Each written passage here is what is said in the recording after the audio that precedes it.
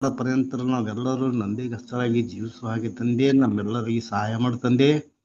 ತಂದೆ ಆದಿಯಿಂದ ಅಂತ್ಯದವರೆಗೆ ಈ ಕೂಟದಲ್ಲಿ ನಿಮ್ಮ ಪ್ರಸನ್ನತೆ ಇದ್ದು ಈ ಕೂಟವನ್ನು ಸಹ ತಂದೆ ನಡೆಸಿಕೊಡು ತಂದೆ. ಇದುವರೆಗೆ ನನ್ನ ಪ್ರಾರ್ಥನಾ ಕೇಳಿದಕ್ಕಾಗಿ ಸಹ ಧನ್ಯವಾದ ತಂದೆ. ಈ ಚಿಕ್ಕ ಪ್ರಾರ್ಥನಾ ನಮ್ಮೆಲ್ಲರ ರಕ್ಷಕನಾದ ಯೇಸು ಕ್ರಿಸ್ತನ ನಾಮದಲ್ಲಿ ಬಿಡುತ್ತೇನೆ ತಂದೆ, ಆಮೇನ್.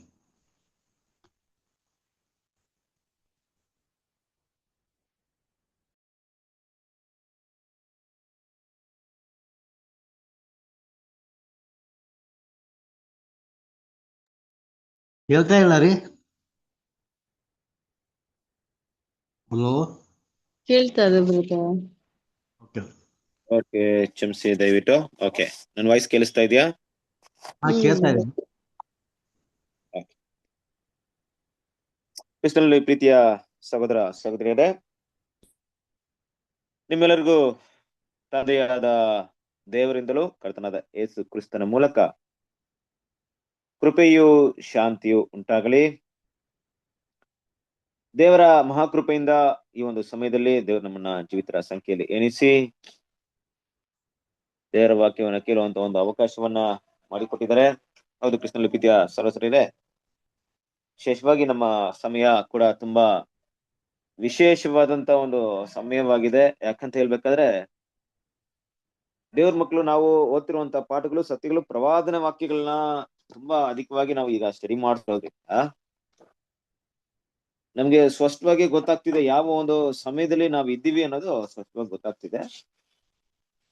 ಅದರಿಂದ ನಮಗೆ ಸಿಕ್ಕಿರುವಂತ ಈ ಒಂದು ಅವಕಾಶವನ್ನ ಸದುಪಯೋಗ ಮಾಡಿಕೊಂಡು ದೇವರ ಒಂದು ವಿಷಯದಲ್ಲಿ ನಾವು ಬೆಳೆಯೋದಕ್ಕೆ ದೇವ್ರು ನಮ್ಗೆ ಸಹಾಯ ಮಾಡ್ಲಿ.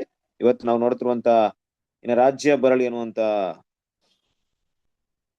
3ನೇ ಸಂಪುಟದ 6ನೇ ಅಧ್ಯಾಯವನ್ನು ಮುಂದುವರಿಸ್ತಾ ಇದ್ವಿ. 80ನೇ ಭಾಗದಲ್ಲಿ ಇದ್ವಿ. ಪೇಜ್ ನಂಬರ್ ಎಷ್ಟಿದೆ ಅಂತ ಗೊತ್ತಾ? 127 brother. 127. ಹೌದು ಸರಸರೇ, ಇದಕ್ಕಿಂತ ಮುಂಚಿತವಾಗಿ ನಾವು ಹಲವಾರು ವಿಷಯವನ್ನ ನೋಡಿದ್ವಿ. ಅದೇನಪ್ಪಾ ಅಂದ್ರೆ, ರಾತ್ರಿ ಬರುತ್ತದೆ ಮತ್ತು ಹಗಲು ಬರುತ್ತದೆ, ಯಾರು ಕೆಲಸ ಮಾಡದಂತ ರಾತ್ರಿ ಬರ್ತದೆ ಅನ್ನೋ ವಿಷಯವನ್ನ ಕೂಡ ನಾವು ನೋಡಿದ್ವಿ. ಹಾಗೆ ದೇವ್ರ ಮಕ್ಕಳಿಗೆ ಯಾವ ರೀತಿ ಒಂದು ಮುನ್ನೆಚ್ಚರಿಕೆ ಕೊಡಲ್ಪಡ್ತಾ ಇದೆ ಅಂದ್ರೆ, ಅವರು ಬುದ್ಧಿವಂತ ಕನ್ಯರಾಗೋದಕ್ಕೆ ಎಷ್ಟೊಂದು ಸತಿಗಳ ವಿಷಯಗಳು ಇಲ್ಲಿ ಕೊಡಲ್ಪಡ್ತಿದೆ ಅನ್ನೋ ವಿಷಯವನ್ನ ಕೂಡ ನೋಡಿದ್ವಿ. ಮತ್ತೆ ದೇವರ ಮಕ್ಕಳ ಹಣೆಯಲ್ಲಿ ಮುದ್ರೆ ಹಾಕುವಂತ ಕೆಲಸ ಕೂಡ ನಡೀತಾ ಇದೆ ಅನ್ನೋ ವಿಷಯವನ್ನ ಕೂಡ ನಾವು ನೋಡಿದ್ವಿ. ಅದು ಮಾತ್ರವಲ್ಲ, ಈ ಮಹಾ ಸಂಕಟದ ದಿನಗಳು ಬರುವುದ ಒಳಗೆ ದೇವರ ಮಕ್ಕಳು ತಮ್ಮ ಓಟವನ್ನ ಓಡಿ ಮುಗಿಸ್ಬೇಕಾಗಿರುವಂತ ವಿಷಯದ ಕುರಿತಾಗಿ ನಾವು ಎಚ್ಚರಿಕೆಯನ್ನ ನೋಡ್ತೀವಿ. ಅದನ್ನ ಮುಂದುವರೆದು ಇವತ್ತು ನಾವು ಉಳಿದಿರುವಂತ ಭಾಗವನ್ನು ನೋಡೋಣ. ಪೇಜ್ ನಂಬರ್ 127 ಅಲ್ಲಿ ಕೊನೆ ಪೇರದಿಂದ ನೋಡ್ಕೊಂಡು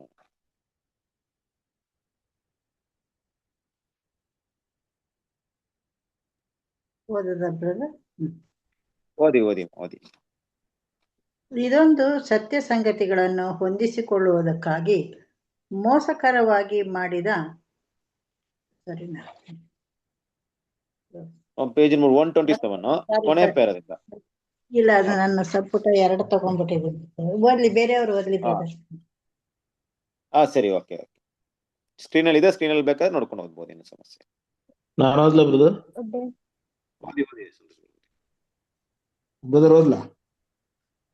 ಓದಿ. ಕೇಳಿಸ್ತಾ ಇದೆಯಾ? ಓದ್ರಿ. ಸರಿ ಸರಿ. ಗಮನಿಸಿರಿ, ಈ ಬೆಳಕು ಬರುವಾಗ ಕೊಯ್ಲುಗಾರರು ತಮ್ಮ ಕೆಲಸವನ್ನು ನಿಲ್ಲಿಸುವಾಗ ಸುವಾರ್ಥ ಯುಗದ ಈ ಅಂತಿಮ ಕಾರ್ಯವು ನೆರವೇರಿದೆ ಎಂಬುದು ಸಾಬೀತಾಗುತ್ತದೆ. ಆಯ್ಕೆಗೊಂಡ ಸಂಖ್ಯೆಯ ಕ್ರಿಸ್ತನ ವಧು ವರ್ಗದವರೆಲ್ಲರಿಗೂ ಮುದ್ರೆಯು ಹಾಕಲ್ಪಟ್ಟಿದೆ ಮತ್ತು ಅವರುಗಳು ಈ ಲೋಕದಿಂದ ಪ್ರತ್ಯೇಕಿಸಲ್ಪಟ್ಟು ಉಗ್ರಾಣದ ಸ್ಥಿತಿಯಲ್ಲಿ ಒಂದುಗೂಡಿಸಲ್ಪಟ್ಟಿದ್ದಾರೆ. ಮತ್ತಾಯ 13:30. ದೇವರು ತನ್ನ ಕಾರ್ಯವನ್ನು ಮುಗಿಸಿದ ಹೊರತು ಮೊದಲು ಬೇರೆ ಯಾವುದೂ ಅದನ್ನು ಅಂತ್ಯಗೊಳಿಸಲು ಅನುಮತಿಸುವುದಿಲ್ಲ. ಆಗ ಎಲ್ಲಾ ಸತ್ಯ ಮತ್ತು ಪ್ರಾಮಾಣಿಕರಾದ ದೇವರ ಸೇವಕರುಗಳ ಹಣೆಗಳ ಮೇಲೆ ಮುದ್ರೆ ಹಾಕಲಾಗಿರುತ್ತದೆ. ಸುವಾರ್ಥ ಯುಗದ ಕಾರ್ಯವು ಮುಗಿದಿರುತ್ತದೆ. ಬೇರೆ ಯಾರೂ ಆ ಕಾರ್ಯಕ್ಕೆ ಪ್ರವೇಶಿಸಲಾರರು ಮತ್ತು ಅದರ ಶ್ರೇಷ್ಠ ಬಹುಮಾನಗಳನ್ನು ಕೊಯ್ದುಕೊಳ್ಳಲಾರರು. ಆ ಬಾಗಿಲು ತೆರೆಯುವಾಗ ಪ್ರಾಮಾಣಿಕರಿಗೆ ಅಮೂಲ್ಯವೂ ಉತ್ಕೃಷ್ಟವಾಗಿಯೂ ಇರುವ ಈ ವಾಗ್ದಾನ ಪಡಿಸಿದ ಬಹುಮಾನವು ದೊರೆಯುತ್ತೆಂದು ಮುಂತಿಳಿಸಲಾಗಿದೆ. 2 ಪೇತ್ರ 1:4. Thank you. ಕ್ರಿಸ್ತನಲ್ಲಿ ಪ್ರೀತಿಯ ಸಹೋದರರೇ, ಗಮನಿಸಿರಿ, ಈ ಬೆಳಕು ನಿಜವಾದ ಬೆಳಕು. ದೇವರ ಮಕ್ಕಳು ಇಲ್ಲಿ ಗಮನಿಸಬೇಕಾದ ವಿಷಯ ಏನಪ್ಪಾ ಅಂದ್ರೆ, ಇವತ್ತು ಪ್ರಪಂಚದ ಆದ್ಯಂತ ಹಲವಾರು ಬೆಳಕುಗಳಿವೆ. ಸತ್ಯದ ಒಂದು ವಿಷಯದಲ್ಲಿ ಇಟ್ಟು ನೋಡಿದಾಗ ದೇವರ ಮಕ್ಕಳಿಗಿರುವಂತ ಬೆಳಕು ಬೇರೆ. ಈಗ ನಮ್ಮನ್ನ ನಾವು ಕೇಳಿದ್ದೆ ಆದ್ರೆ ಬೆಳಕಿದೆಯಾ ಕತ್ಲಿದೆಯಾ ಅಂತ ಕೇಳಿದ್ರೆ ನಾವ್ ಹೇಳ್ತೀವಿ ಬೆಳಕಿದೆ ಅಂತ. ಆದ್ರೆ ಲೋಕವನ್ನು ನೋಡಿದಾಗ ಎಲ್ಲ ಕಡೆ ಕತ್ತಲು ಆವರಿಸಲ್ಪಟ್ಟಿದೆ. ಆದ್ರೆ ಮತ್ತೊಂದು ಬೆಳಕು ಬರ್ತಾ ಇದೆ. ರಾತ್ರಿ ಮುಕ್ತಾಯವಾಗ್ತಾ ಇದೆ. ನಮಗೆ ಸಿಕ್ಕಿರುವಂತ ಸತ್ಯದ ಬೆಳಕು, ಆ ಬೆಳಕು ಯಾರಿಗ್ ಮಾತ್ರ ಬೆಳಕಾಗಿರ್ಬೇಕೋ ಅವ್ರಿಗೆ ಮಾತ್ರ. ಈ ಬೆಳಕು 1000 ವರ್ಷ ಆಳ್ವಿಕೆಯಲ್ಲಿ ಪ್ರಕಾಶಿಸುವುದಿಲ್ಲ. ಅಂದ್ರೆ ಏನಪ್ಪಾ ಅಂದ್ರೆ, ಯಾರೊಬ್ರು ಈಗ ಕರೆಯಲ್ಪಟ್ಟು ಆಯ್ದುಕೊಳ್ಳಲ್ಪಟ್ಟು ನಂಬಿಕಸ್ಥರಾಗಿ ಇರ್ತಾರೋ ಆ ರೀತಿಯಾಗಿ ಕರೆಯಲ್ಪಟ್ಟಿರುವಂತ ಈ ಕರೆ 1000 ವರ್ಷ ಆಳ್ವಿಕೆಯಲ್ಲಿ ಇಲ್ಲ. ಅಂದ ಮೇಲೆ ಈಗಿರುವಂತ ಸತ್ಯ ಆಮೇಲೆ ಇರಲ್ಲ. ಈಗಿರುವಂತ ಸತ್ಯವೇ ಬೇರೆ, 1000 ವರ್ಷದ ಆಳ್ವಿಕೆಯಲ್ಲಿ ಕೊಡಲ್ಪಡುವಂತ ಸತ್ಯವೇ ಬೇರೆ. ಆ ಬೆಳಕು ಬರ್ಬೇಕಾದ್ರೆ ಕ್ರಿಸ್ತನ ಪ್ರೀತಿಯ ಈ ಸುವಾರ್ಥ ಯುಗದ ಒಂದು ಕೆಲಸ ಏನಾಗುತ್ತೆ, ನಿಂತೋಗುತ್ತೆ. ಯಾಕೆ ಅಂದ್ರೆ ಈ ಕರೆ ಮುಗಿದ ಮೇಲೆನೆ ಆ ಒಂದು ಮುಂಜಾನೆ ಬರ್ಬೇಕು. ಈ ರಾತ್ರಿ ಕಳೆದ ಮೇಲೆನೆ ಆ ಒಂದು ಮುಂಜಾನೆ ಬರ್ಬೇಕು. ಹಾಗೆ ದೇವರ ಮಕ್ಕಳು ಆ ಒಂದು ವಧು ವರ್ಗ ಅಂತ ನೋಡ್ಬೇಕಾದ್ರೆ ದೇವರ ಮಕ್ಕಳ ಹಣೆಯಲ್ಲಿ ಮುದ್ರೆ ಹಾಕುವಂತ ಕೆಲಸ ನಡೀತಾ ಇದೆಯಲ್ಲ. ಸಾಮಾನ್ಯವಾಗಿ ನಿಮ್ಗೆ ಮುದ್ರೆ ಹಾಕುವಂತ ಕೆಲಸ ಅಂದ ತಕ್ಷಣ ನಿಮ್ಗೆ ಕೇಳಿರ್ತೀರ, ಸಬ್ಜೆಕ್ಟ್ ನ ಕೇಳಿರ್ತಾರೆ. ಅದನ್ನ ನಾನು ತುಂಬಾ ಡೀಪ್ ಆಗಿ ಮಾತಾಡೋಂತ ನೆಸೆಸಿಟಿ ಇಲ್ಲ. ಈ ಮುದ್ರೆ ಹಾಕೋದಂದ್ರೆ ಏನು? ದೇವ್ರ ಏನ್ ಮಾಡ್ತಾರೆ, ನಮ್ಮನ್ ಬಂದ್ಬಿಟ್ಟು ಇವರೇ ಸಭೆ ವರ್ಗದವರು, ಇವರು ಸಭೆ ವರ್ಗದವರಲ್ಲ ಅಂದ್ಬಿಟ್ಟು ಏನಾದ್ರು ಮುದ್ರೆ ಹಾಕ್ತಾರಾ? ಅಲ್ವಾ? ನೋಡ್ರಿ, ಈಗ ನಮ್ಮ ದೂತ, ನಾನು ಆಗ್ಲೇ ಲಾಸ್ಟ್ ಟೈಮ್ ಕೂಡ ಇದ್ರ ಬಗ್ಗೆ ಮಾತಾಡಿದೀನಿ ಅನ್ಸುತ್ತೆ, ಗೊತ್ತಿಲ್ಲ. ಒಟ್ಟಿನಲ್ಲಿ ಈ ಸಂಹಾರ ದೂತರ ಬಂದ್ಬಿಟ್ಟು ಚೊಚ್ಚಲ ಮಕ್ಕಳನ್ನ ಸಾಯಿಸ್ಬೇಕಾದ್ರೆ ಚೊಚ್ಚಲ ಮಕ್ಕಳು ಇವರೇ ಅಂತ ಅವ್ರ ತಲೆಯಲ್ಲಿ ಏನಾದ್ರು ಬರ್ದಿತ್ತಾ? ಎಲ್ಲ ಅವ್ರ ಮೇಲೆ ಏನಾದ್ರು ಬರ್ದಿತ್ತಾ? ಬಟ್ ಅವ್ ದೂತರಿಗೆ ಚೊಚ್ಚಲ ಮಕ್ಕಳು ಯಾರಂತ ಸ್ಪಷ್ಟವಾಗಿ ಗೊತ್ತಿತ್ತು ನೋಡ್ರಿ. ಹಾಗೆ ಇಲ್ಲಿ ಮುದ್ರೆನ ಒತ್ತುವಂತ ಕೆಲಸ ದೂತರು ಬಂದು ಮಾಡಲ್ಲ. ಇಲ್ಲಿ ಮಾಡ್ತಿರುವಂತ ವಿಷಯಗಳೇನಪ್ಪಾ ಅಂದ್ರೆ, ಸತ್ಯದ ಮೂಲಕ ಯಾರೊಬ್ರು ಕರೆಯಲ್ಪಟ್ಟು ಆ ಗೋಧಿಯ ವರ್ಗದವರಾಗಿರ್ತಾರೋ ಅವ್ರು ಯಾರಂತ ದೇವ್ರಿಗೆ ಚೆನ್ನಾಗಿ ಗೊತ್ತು. ಆ ಗೋಧಿ ವರ್ಗ ಆಗ್ಬೇಕಾಗಿರುವಂತ ಸಂಪೂರ್ಣ ಎಣಿಕೆ ಸಂಪೂರ್ಣ ಆದ್ಮೇಲೆ ಆಮೇಲೆ ಆ ಒಂದು ಗೋಧಿ ವರ್ಗಕ್ಕೆ ಯಾರು ಕರೆಯಲ್ಪಡಲ್ಲ, ಯಾರಿಗೂ ಆಯ್ಕೆನೂ ಇಲ್ಲ, ಕರೆನೂ ಇಲ್ಲ. ಯಾಕಂದ್ರೆ ಸಂಪೂರ್ಣ ಆಯ್ತು. ಹೇಗಿದ್ರು ಈ ಪ್ರೋಸೆಸ್ ನಡಿಲೇಬೇಕಲ್ವಾ? ಯಾವ ಪ್ರೋಸೆಸ್ ನಡಿಬೇಕು, ಯಾವ ವಿಷಯದ ಬಗ್ಗೆ ಮಾತಾಡ್ತಾ ಇದ್ದೀನಿ ನಾನ್ ಮಾತಾಡ್ತಿರೋಂತ ವಿಷಯ ಕ್ರಿಸ್ತನ ಪ್ರೀತಿಯ ಸಹೋದರರೇ, ಸಭೆ ಅಂತ್ಯ ಅನ್ನೋಂತ ಒಂದು ಭಾಗ ಇದ್ದೇ ಇದೆಯಲ್ಲ. ಅದು ಒಟ್ಟಿನಲ್ಲಿ ಹೇಗಾದ್ರೂ ಒಂದ್ ರೀತಿಯಲ್ಲಿ ಅಂತ್ಯ ಆಗ್ಲೇಬೇಕಲ್ಲ. ಬಟ್ ಹೇಗ್ ಅಂತ್ಯ ಆಗ್ಬೋದು? ಅದು ಯಾವ ಪ್ರೋಸೆಸ್ ಅಲ್ಲಿ ಅಂತ್ಯ ಆಗ್ಬೋದು? ಸಭೆ ಅಂತ್ಯ ಆಗುತ್ತೆ ಅಂತ ಇಡೀ ಲೋಕನೇ ಮುಳುಗ್ಬಿಡ.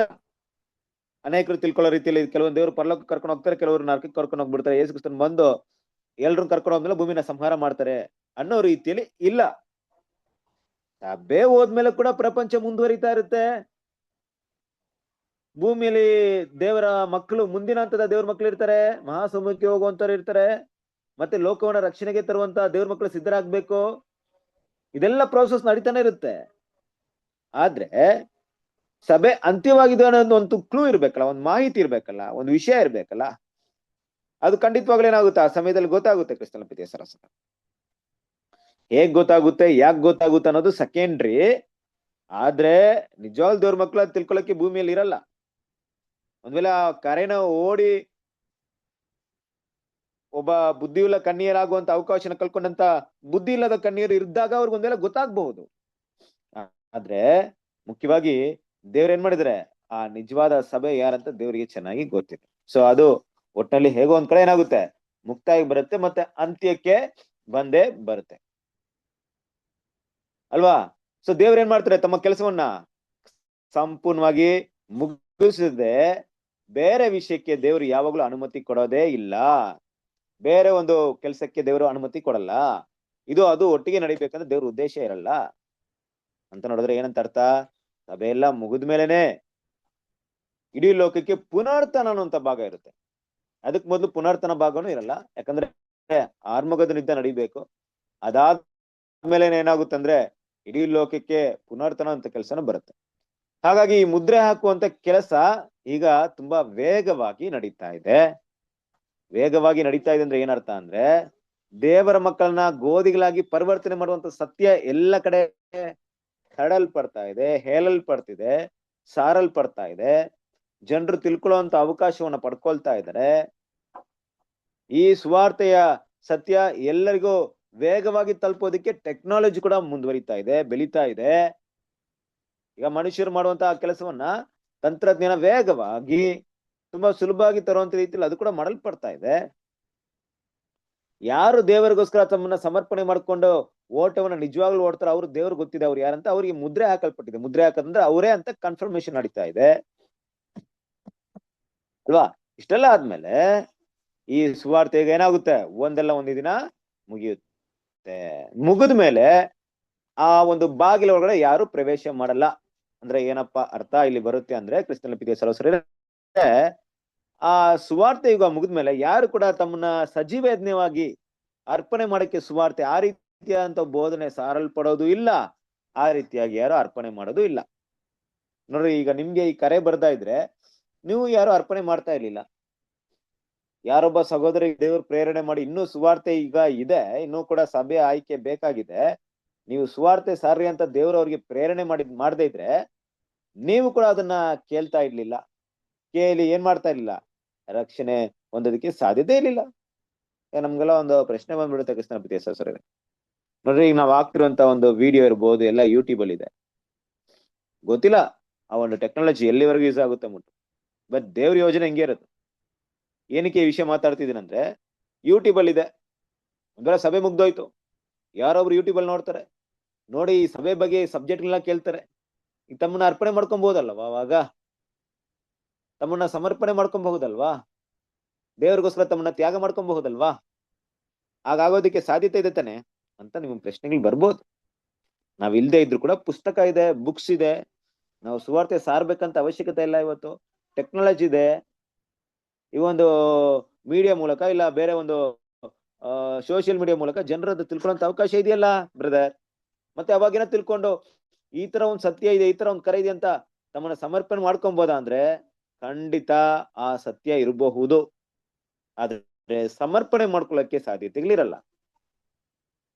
ಯಾಕಿರಲ್ಲ ಅಂದ್ರೆ, ಆ ಸನ್ನಿವೇಶಗಳು ಎಷ್ಟು ಮಟ್ಟಿಗೆ ಇರುತ್ತೆ ಅಂದ್ರೆ ಬಹಳ ಕಷ್ಟಕರವಾದಂತ ಸನ್ನಿವೇಶಗಳಿರುತ್ತೆ ಅಲ್ವಾ. ನಿಷೇಧಾಜ್ಞೆ ಇರುತ್ತೆ. ಇನ್ನು ಮುಂದೆ ಮುಂದೆ ಕೆಲವೊಂದು ಟೆಕ್ನಾಲಜಿ ಬೇರೆ ಬೇರೆ ತರನು ಬರ್ಬೋದು. ಈ ಸತ್ಯ ಹೋಗ್ದೇನೂ ಇರ್ಬೋದು, ಹೋದ್ಮೇಲೆ ಅವ್ರ ಕೈಲಿ ಒಡಂಬಡಿಕೆ ಮಾಡ್ಕೊಳಕ್ ಆಗ್ದೇನೂ ಇರ್ಬೋದು. ಈ ತರ ಒಂದು ಸನ್ನಿವೇಶಗಳು ಅತಿ ಬೇಗ ಬಂದ್ಬಿಡುತ್ತೆ ಕ್ರಿಸ್ತನ ಪ್ರೀತಿಯ ಸಹೋದರರೇ. ನೋಡ್ರಿ, ಈಗ ಈ ಒಂದು ಸಭೆ ಒಂದು ಸೆಲೆಕ್ಷನ್ ಯಾವ ತರ ಇಲ್ಲ ಅಂದ್ರೆ, ಮೊದ್ಲು 1ರಿಂದ 12 ಜನ, 12ರಿಂದ 5,000 ಜನ ಬಂದ್ರು.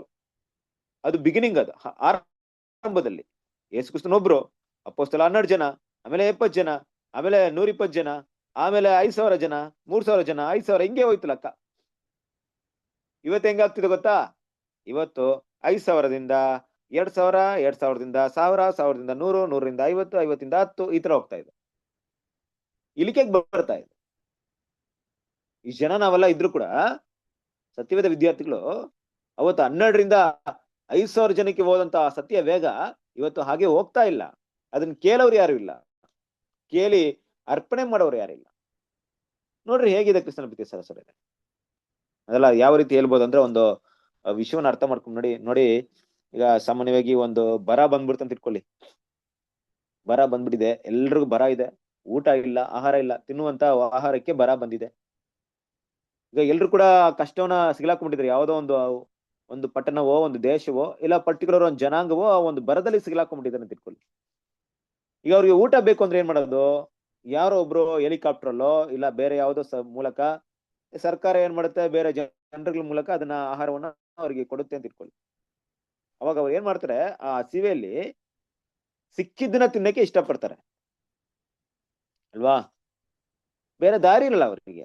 ಅವ್ರಿಗೆ ಇದೇ ಆಹಾರ ಬೇಕು, ಅದೇ ಬೇಕು, ನನಗೆ ಮಾಂಸ ಬೇಕು, ನನಗೆ ಬಿರಿಯಾನಿ ಬೇಕು, ನನಗೆ ವಿಶೇಷವಾದಂತ ಒಂದು ಆಹಾರ ಬೇಕಂತ ಯಾರು ಬಯಸಲ್ಲ. ಯಾಕಂದ್ರೆ ಸನ್ನಿವೇಶ ಹತ್ರ ಇರುತ್ತೆ. ಅದೇ ಬರ ಎಲ್ಲ ಮುಗಿದ್ಮೇಲೆ ಎಲ್ಲ ಒಳ್ಳೆ ಲೈಫ್ ಲೀಡ್ ಮಾಡ್ಬೇಕಾದ್ರೆ, ಅವ್ರ ಲೈಫ್ ಚೆನ್ನಾಗಿರ್ಬೇಕಾದ್ರೆ, ವಿಭಿನ್ನವಾದ ಆಹಾರ ತಿನ್ನುವಂತ ಅವಕಾಶ ಇರ್ಬೇಕಾದ್ರೆ, ಎಲ್ಲಾನು ಸಿಗ್ತಾ ಇರ್ಬೇಕಾದ್ರೆ, ಆಗ್ಲೂ ಕೂಡ ಇದೇ ತರ ಜೀವನ ಮಾಡ್ತಾರ ಜನ ಅಂದ್ರೆ ಖಂಡಿತ ಮಾಡಲ್ಲ. ಅವ್ರಿಗೆ ಏನ್ ಬೇಕೋ ಅದನ್ನ ತಗೊಳ್ತಾರೆ. ಯಾಕೆ ಈ ವಿಷಯ ಹೇಳ್ತಾ ಇದೀನಂದ್ರೆ, ವಿಸಲಪಿತ ಸರಸರಿರೆ, ಒಂದು ಕಾಲದಲ್ಲಿ ತಂತ್ರಜ್ಞಾನ ಇರ್ಲಿಲ್ಲ. ಜನರಿಗೆ ಯೇಸು ಕ್ರಿಸ್ತನ ಬೈಬಲ್ ಅಲ್ಲಿ ಓದ್ಬೇಕಾದ್ರೆ ಮೀನು ರೊಟ್ಟಿ ಬಿಟ್ಟು ಏನು ಮಾತಾಡಿಲ್ಲ. ಬಿರಿಯಾನಿ ಮಾತಾಡಿದಾರ, ಫ್ರೈಡ್ ರೈಸ್ ಮಾತಾಡಿದಾರ, ಬೇರೆ ನಾನಾ ತರಹದ ಆಹಾರವನ್ನು ತಿಂದ್ರು ಅಂತ ರೆಕಾರ್ಡ್ ಇದೆಯಾ ಅಲ್ಲಿ? ಏನೂ ಇಲ್ಲ. ಮೀನು ರೊಟ್ಟಿ ಮಾಂಸ, ರೊಟ್ಟಿ ಮಾಂಸ ಮೀನು ಹಿಂಗೆ ಬರ್ತಾ ಇತ್ತು ನೋಡ್ರಿ. ಯೇಸು ಕ್ರಿಸ್ತನ ಕಾಲದಲ್ಲಿ ಮೀನು ರೊಟ್ಟಿ ಬಿಟ್ರೆ ಏನೂ ಇಲ್ಲ ಅಧಿಕವಾಗಿ. ದ್ರಾಕ್ಷಿ ರಸ ಒಂದಿತ್ತು ಸ್ವೀಟ್ಗೆ. ಇವತ್ತು ಹೆಂಗಿದೆ ಆಹಾರ ಪದ್ಧತಿ? ಸಾವಿರಾರು ಲಕ್ಷಾಂತರ ವಿಧವಾದ ಆಹಾರ ಇದೆ. ಮನುಷ್ಯನಿಗೆ ಆಕರ್ಷಣೆ ಹೆಂಗಿದೆ? ವಸ್ತುಗಳನ್ನ ತಗೊಳ್ಳಿ. ಆ ಕಾಲದಲ್ಲಿ ಯಾವುದೋ ಒಂದು ಬಟ್ಟೆ ಇತ್ತು, ಅದು ಒಂದು ಬಟ್ಟೆನ ಹಾಕೊಳ್ಬೇಕಾಯ್ತು. ಒಂದೇ ತರದ ಒಂದು ನೇಯ್ಗೆ ಕೆಲಸ ಇತ್ತು. ಈಗ ನೋಡ್ರಿ ಏನ್ ವಿಧವಾದ ಬಟ್ಟೆಗಳಿದೆ.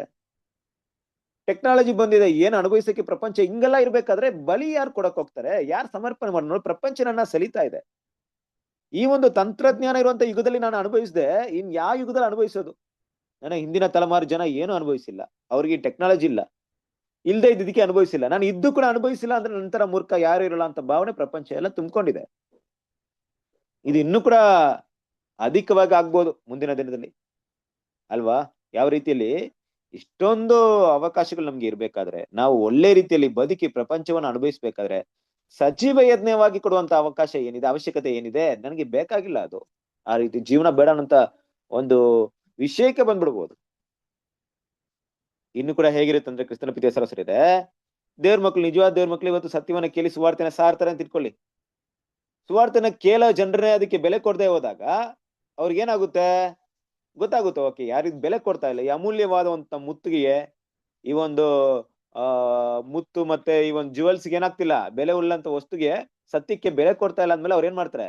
ಅವ್ರು ಹೀಗೆ ತಿಳ್ಕೊಳ್ತಾರೆ, ಮುತ್ತುಗಳನ್ನ ತಗೊಂಡೋಗಿ ನಾವು ನಾಯಿಗಳ ಮುಂದೆ ಹಾಕೋದ್ ಬೇಡ, ಹಂದಿಗಳ ಮುಂದೆ ಹಾಕೋದ್ ಬೇಡ, ಬೆಲೆ ಗೊತ್ತಿಲ್ದವ್ರ ಹತ್ರ ನಾವು ಮಾತಾಡೋದ್ ಬೇಡ ಅಂತ ಗೊತ್ತಾಗುತ್ತೆ. ಕಾಲಕ್ರಮೇಣ ಸತ್ಯ ಕಡಿಮೆ ಆಗುತ್ತೆ. ಈಗ ಸತ್ಯ ಕಡಿಮೆ ಆದ್ಮೇಲೆ ಯೋಚನೆ ಮಾಡ್ರಿ ಕ್ರಿಸ್ತನ ಪ್ರೀತಿಯ ಸರಸರಿಯರೇ, ಯಾರೋ ಒಬ್ರು ಒಡಂಬಡಿಕೆನ ಸರಿಯಾಗಿ ಮಾಡದೇ ಇದ್ದವರು, ತಮ್ಮನ್ನ ಸಜೀವೇದ್ನಾಗ ಸಂಪೂರ್ಣ ಮಾಡದೇ ಇದ್ದವರು, ಅದಕ್ಕೋಸ್ಕರ ಓಡದೇ ಇದ್ದವರು ಇನ್ನೊಬ್ಬರ ಹತ್ರ ಹೋಗಿ ಸಜೀವೇದ್ನಾಗ ನಿಮ್ಮನ್ನ ಅರ್ಪಣೆ ಮಾಡಿ ಅಂತ ಮಾತಾಡಕ್ ಇಷ್ಟಪಡಲ್ಲ. ಆ ರೀತಿಯಾಗಿ ಕ್ರಮೇಣ ಈ ಸತ್ಯ ಏನಾಗ್ತಾ ಇರುತ್ತಂದ್ರೆ ಇದು ಕುಂಠಿತಗೊಳ್ಳುತ್ತೆ ಅಲ್ವಾ? ಬಾಗಿಲೇನಾಗುತ್ತೆ, ಯಾವಾಗ ಹೊರಗುತ್ತೆ ತೆರೆಯಲ್ಪಟ್ಟಿದ್ಯೋ ಅದರಲ್ಲಿ ಯಾರು ಪ್ರಾಮಾಣಿಕರಾಗಿ ಓಟವನ್ನು ಓಡ್ತಾರೋ, ದೇವರ ವಾಗ್ದಾನಗಳನ್ನ ಇಟ್ಕೊಂಡು ಹೋಗ್ತಾರೋ ಅವ್ರಿಗೆ ಮಾತ್ರ ಆ ಬಹುಮಾನ ಸಿಗುತ್ತೆ ಕ್ರಿಸ್ತನ ಪ್ರೀತಿಯ ಸರಸರಿಯರೇ. ನಂತರ ಆ ಬಹುಮಾನಕ್ಕೋಸ್ಕರ ಓಡುವಂತ ಅವಕಾಶ ಯಾರಿಗೂ ಇರಲ್ಲ ಅಲ್ವಾ? ಒಂದು ರನ್ನಿಂಗ್ ರೇಸ್ ಇರ್ಬೇಕಾದ್ರೆ, ಒಂದು ಓಟದ ಮೈದಾನದಲ್ಲಿ ಓಡೋದಕ್ಕೆ ಇರ್ಬೇಕಾದ್ರೆ 100 ಮೀಟರ್ ಓಟವನ್ನು ಓಡೋದಕ್ಕೆ, 100 ಮೀಟರ್ ಓಟವನ್ನು ಓಡೋದಕ್ಕೆ ಕರೆಯಲ್ಲಿ ಕೊಡಲ್ಪಟ್ಟಿದೆ ಅಂತ ಇಟ್ಕೊಳ್ಳಿ. ಆ ಕರೆನು ಬಂತು, ಆ ಕರೆಯಲ್ಲಿ ಗೆದ್ದಾದ್ಮೇಲೆ ಬಹುಮಾನನು ಪಡ್ಕೊಂಡ್ಬಿಟ್ರು, ಮತ್ತೆ ಆ ಓಟ ಇರಲ್ಲ.